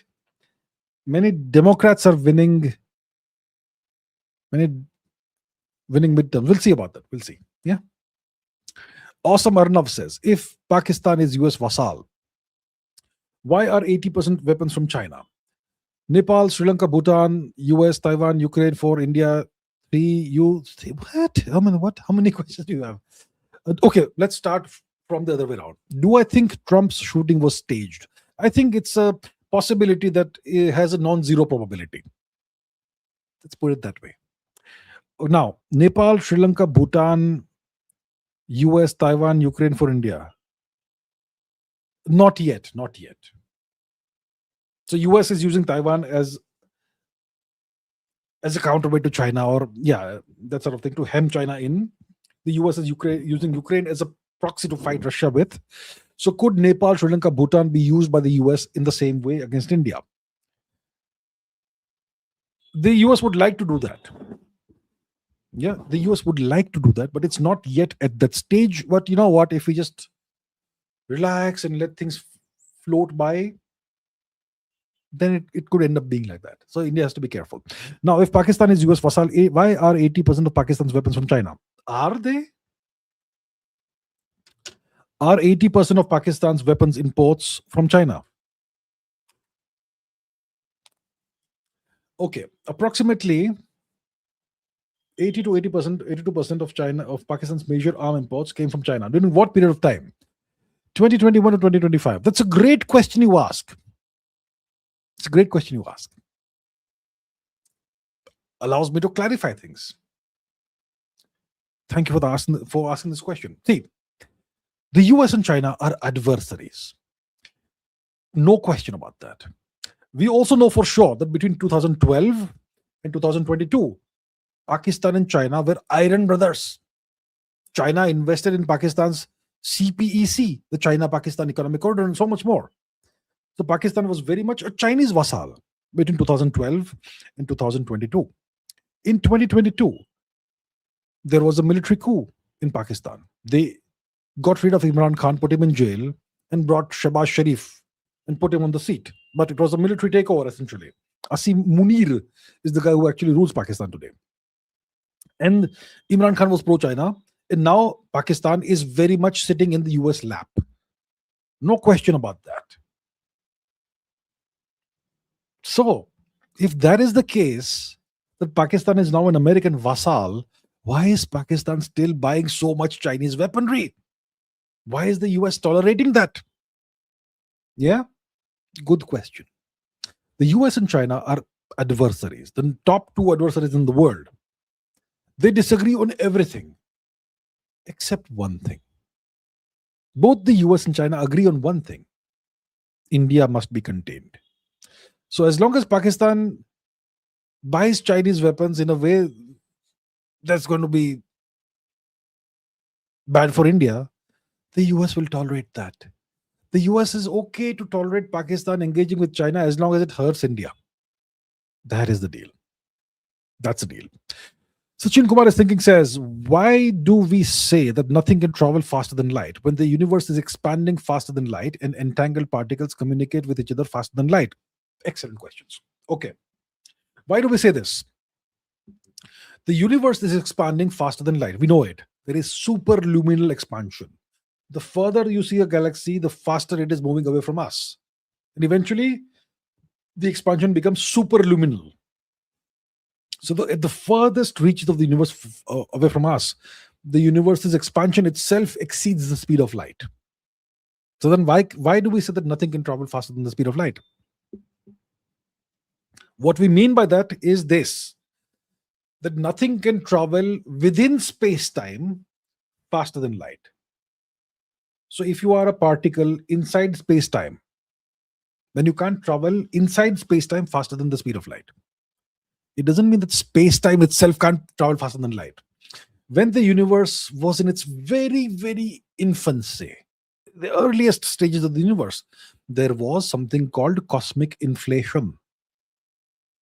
Very rapid expansion of the universe. And that expansion was superluminal.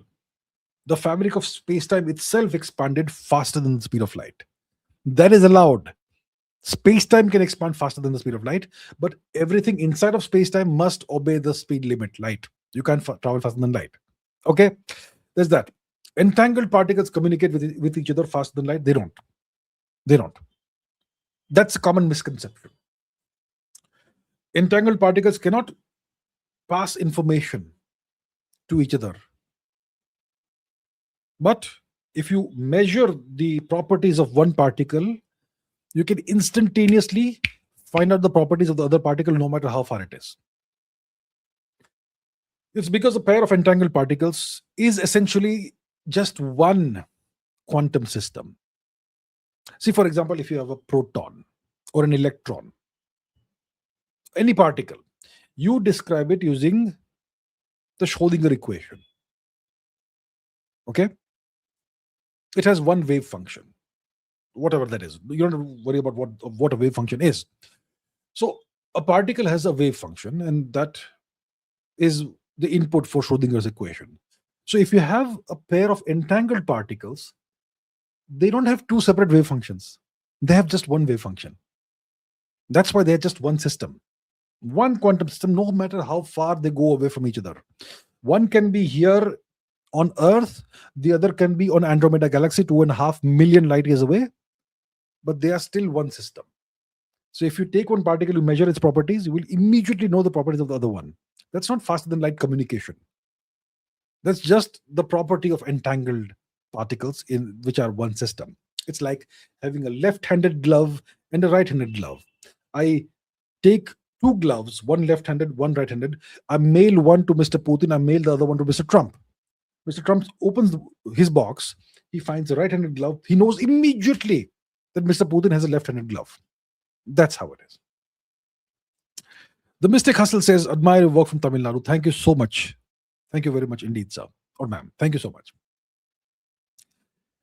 Fast Snail says, Kindle versus paperback preference. I am old-fashioned in certain ways. I prefer the paperbacks because you can immediately, go from one page to another. Maybe I'm reading page number 78 and I want to go to 230. I can go immediately. On Kindle, you have to, click through things and all that. It's not fast enough. And I like the feel of physical books. I like the smell of books. So I prefer paperbacks or hardbacks, not Kindle. Yeah, it's still not convenient enough. But yeah, when I'm traveling, I'm happy to use electronic readers on the phone or whatever. I do that. But it's not the most convenient thing. Yeah. Uncertainty principle says, doesn't the fusion in stars core, for instance, in our sun, is a conversion of matter, hydrogen nuclei, fusing into helium, into energy heat? It is. It's nuclear fusion. Yeah. So inside our sun, at the very core, you have tremendous pressure because of the mass of the sun, and that pressure fuses hydrogen nuclei together. What is a hydrogen nucleus? It's a proton. Okay, so it fuses two protons together to form a helium nucleus, which is an alpha particle, which is two protons. Um, and that releases tremendous amounts of energy. So it's not exactly conversion of matter into energy. It's the fusion reaction itself. Even fission, which is the splitting of atoms, splitting of atomic nuclei, even that releases energy. Right? So that these are two processes that fall within nuclear physics. It's not the conversion of matter into energy. Because see, what matter are we talking about? We're talking about two protons, right? This one proton is a hydrogen nucleus. This other proton is a hydrogen nucleus. They are made to fuse together unnaturally, naturally, because of the compression force. And the resultant particle is an alpha particle, which is two protons together. So one of these protons did not get converted into energy. There are still two protons there, right? So this is the fusion reaction. It does liberate tremendous amounts of energy. And to understand why it liberates energy, you have to understand quantum mechanics. I will not explain in detail, but it's not the conversion of matter into energy. It's not that.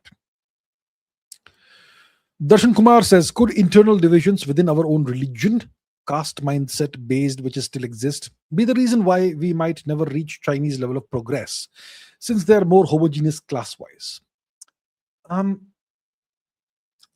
Look, if our religion has these issues, okay, then why was India historically the largest economy in the world, ahead of China?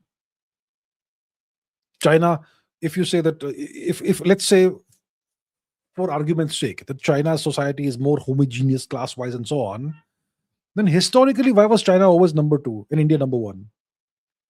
Because we know as a fact that from 1 AD until 1750s or whatever, India was the world's largest economy and China was number two.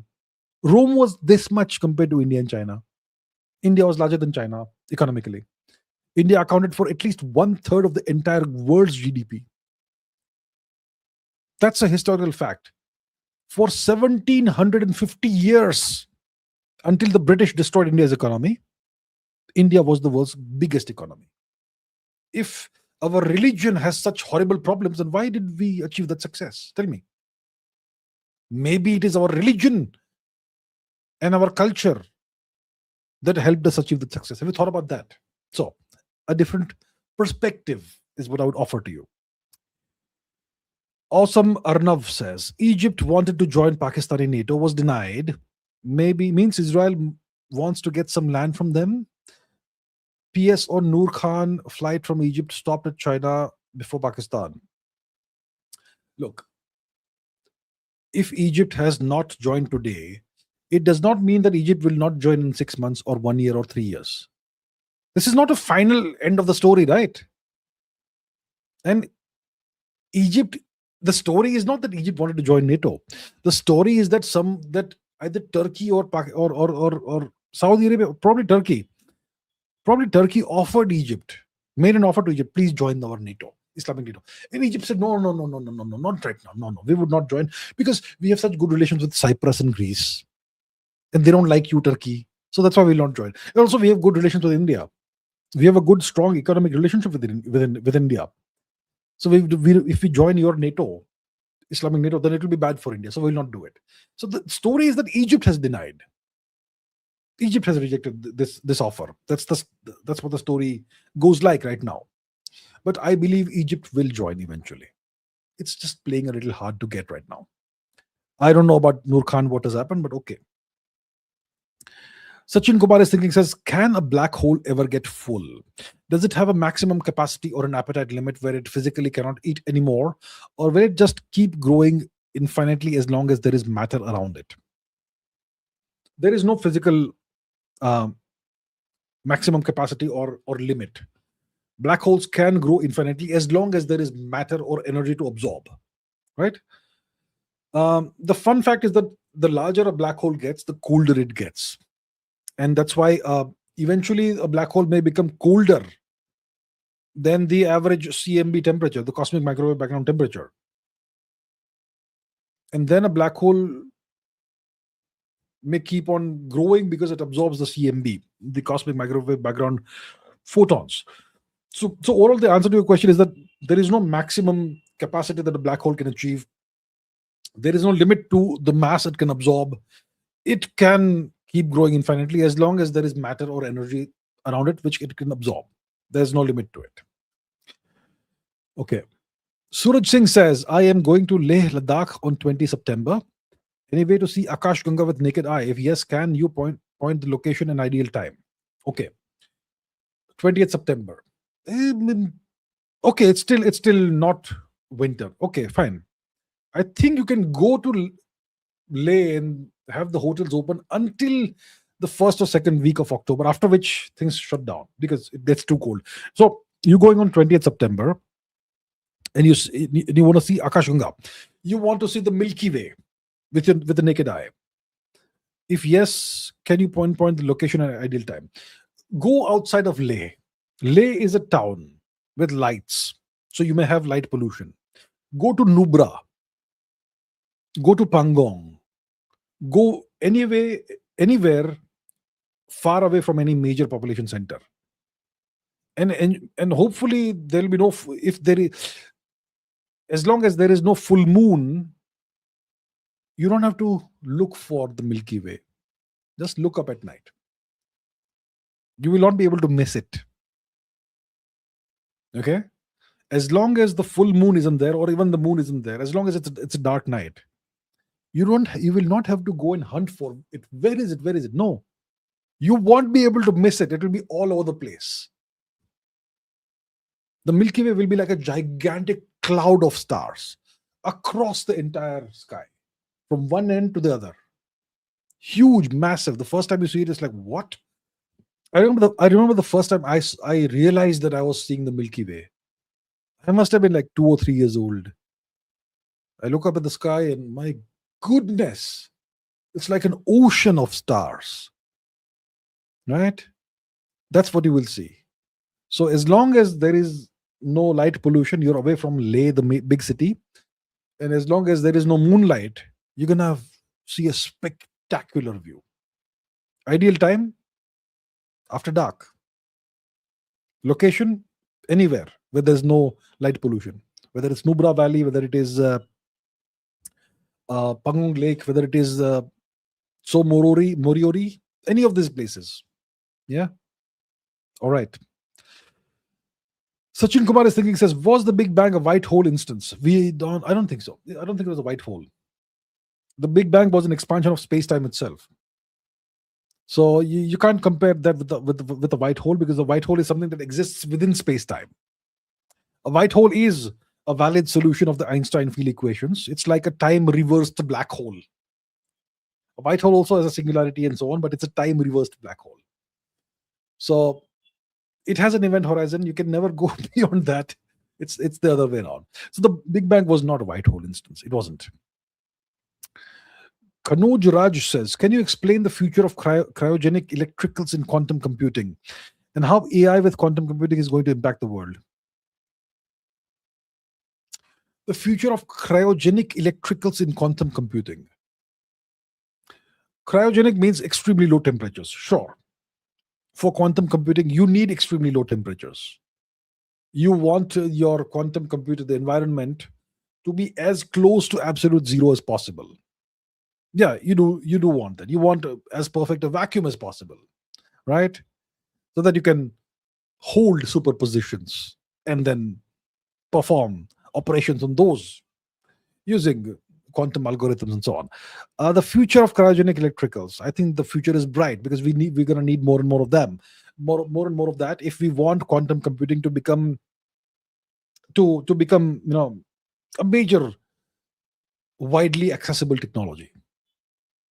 So I think the future, there's going to be tremendous research in cryogenic techniques and means to make more and more powerful quantum computers. So the future, I think, is bright. I'm sure it's the US and China that are at the forefront of research in this. I hope India also, participates. Yeah. How AI with quantum computing is going to impact the world. AI and quantum computing. Right now, there is no interface between AI and quantum computing. AI is obviously going to impact the world very strongly. Yeah, very strongly. It's already impacting the world very strongly. Quantum computing is going to have a totally different set of applications. You will not have a quantum computing laptop, for example. It's not something that the general public will need. It's going to have specialized uses, quantum cryptography, military applications, and so on. Okay? So that, for example, quantum computing could make encryption obsolete. It could also revolutionize medical research and so many other things. So it's a totally different field. I'm not sure if there is any interface with AI in the foreseeable future. Lippy the Lion says, can Nishkama Karma Yoga be the answer to nihilism? Nishkam Karma Yoga means you do your work, you do your duty without expecting anything in return. You do it because you're supposed to do it, because it is your karma. It's your duty. So it's like what Sri Krishna said to Arjun. Don't worry about what you get out of it. Just go and do it because that's your job. You're supposed to do it. You're a warrior. You go and fulfill the duty of a warrior. Don't worry about whether you succeed or fail, whether you get the reward for it or not. Just be who you are. You're a warrior and go do war. That's what he said. So that could be an answer to nihilism. Yes, that could be. Yeah, it is a valid answer to nihilism. Yes. Nutan Roshan says, how come we not find any R1 in IVC to trash Aryan migration theory?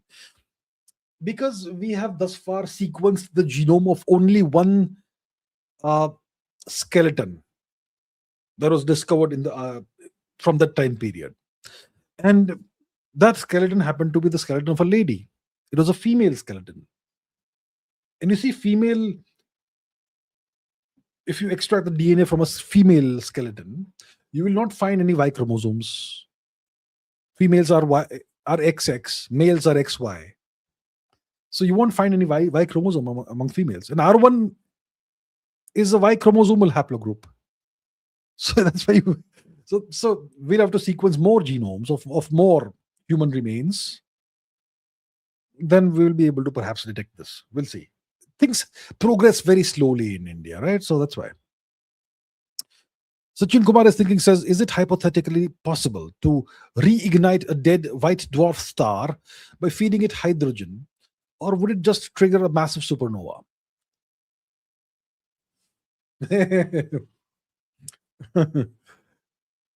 White dwarf. So how do you get to a white dwarf stage? A white dwarf forms when a star doesn't have sufficient mass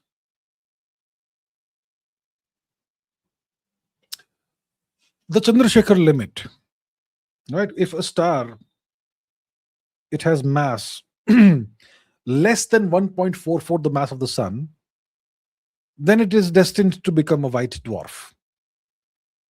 Just slowly cool down over billions and trillions of years. If the star has a mass above the Chandrasekhar limit, which is 1.44 the mass of the sun, then the star, becomes a neutron star. So that's essentially a gigantic macroscopic atomic nucleus on a massive scale. It has the mass of a star in compressed into the an object with a diameter of, let's say, 10, 15 kilometers. Ridiculous, right? So that's a neutron star. That's when a star has mass more than 1.44 the mass of the sun. And then there is the Tolman-Oppenheimer-Volkoff limit, which I forget exactly what it is, but let's Google it. What is the Tolman-Oppenheimer-Volkoff limit? What is the Tolman-Oppenheimer-Volkoff limit?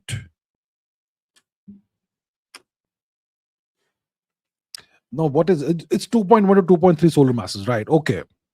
So if your star has more mass than that, then it can no longer be a neutron star. No. Neutron degeneracy pressure is defeated by gravity. And the star simply goes out of existence visibly, but it's still there. It becomes a black hole. That's the sequence. So if you have a white dwarf star and you feed it hydrogen or something, what happens? You push it past the Chandrasekhar limit. So it can trigger a massive supernova. And or it can. What's a type 1a supernova? It's that thing, right? It's a white, yeah. So you essentially convert it into a neutron star. What's a type 1a supernova?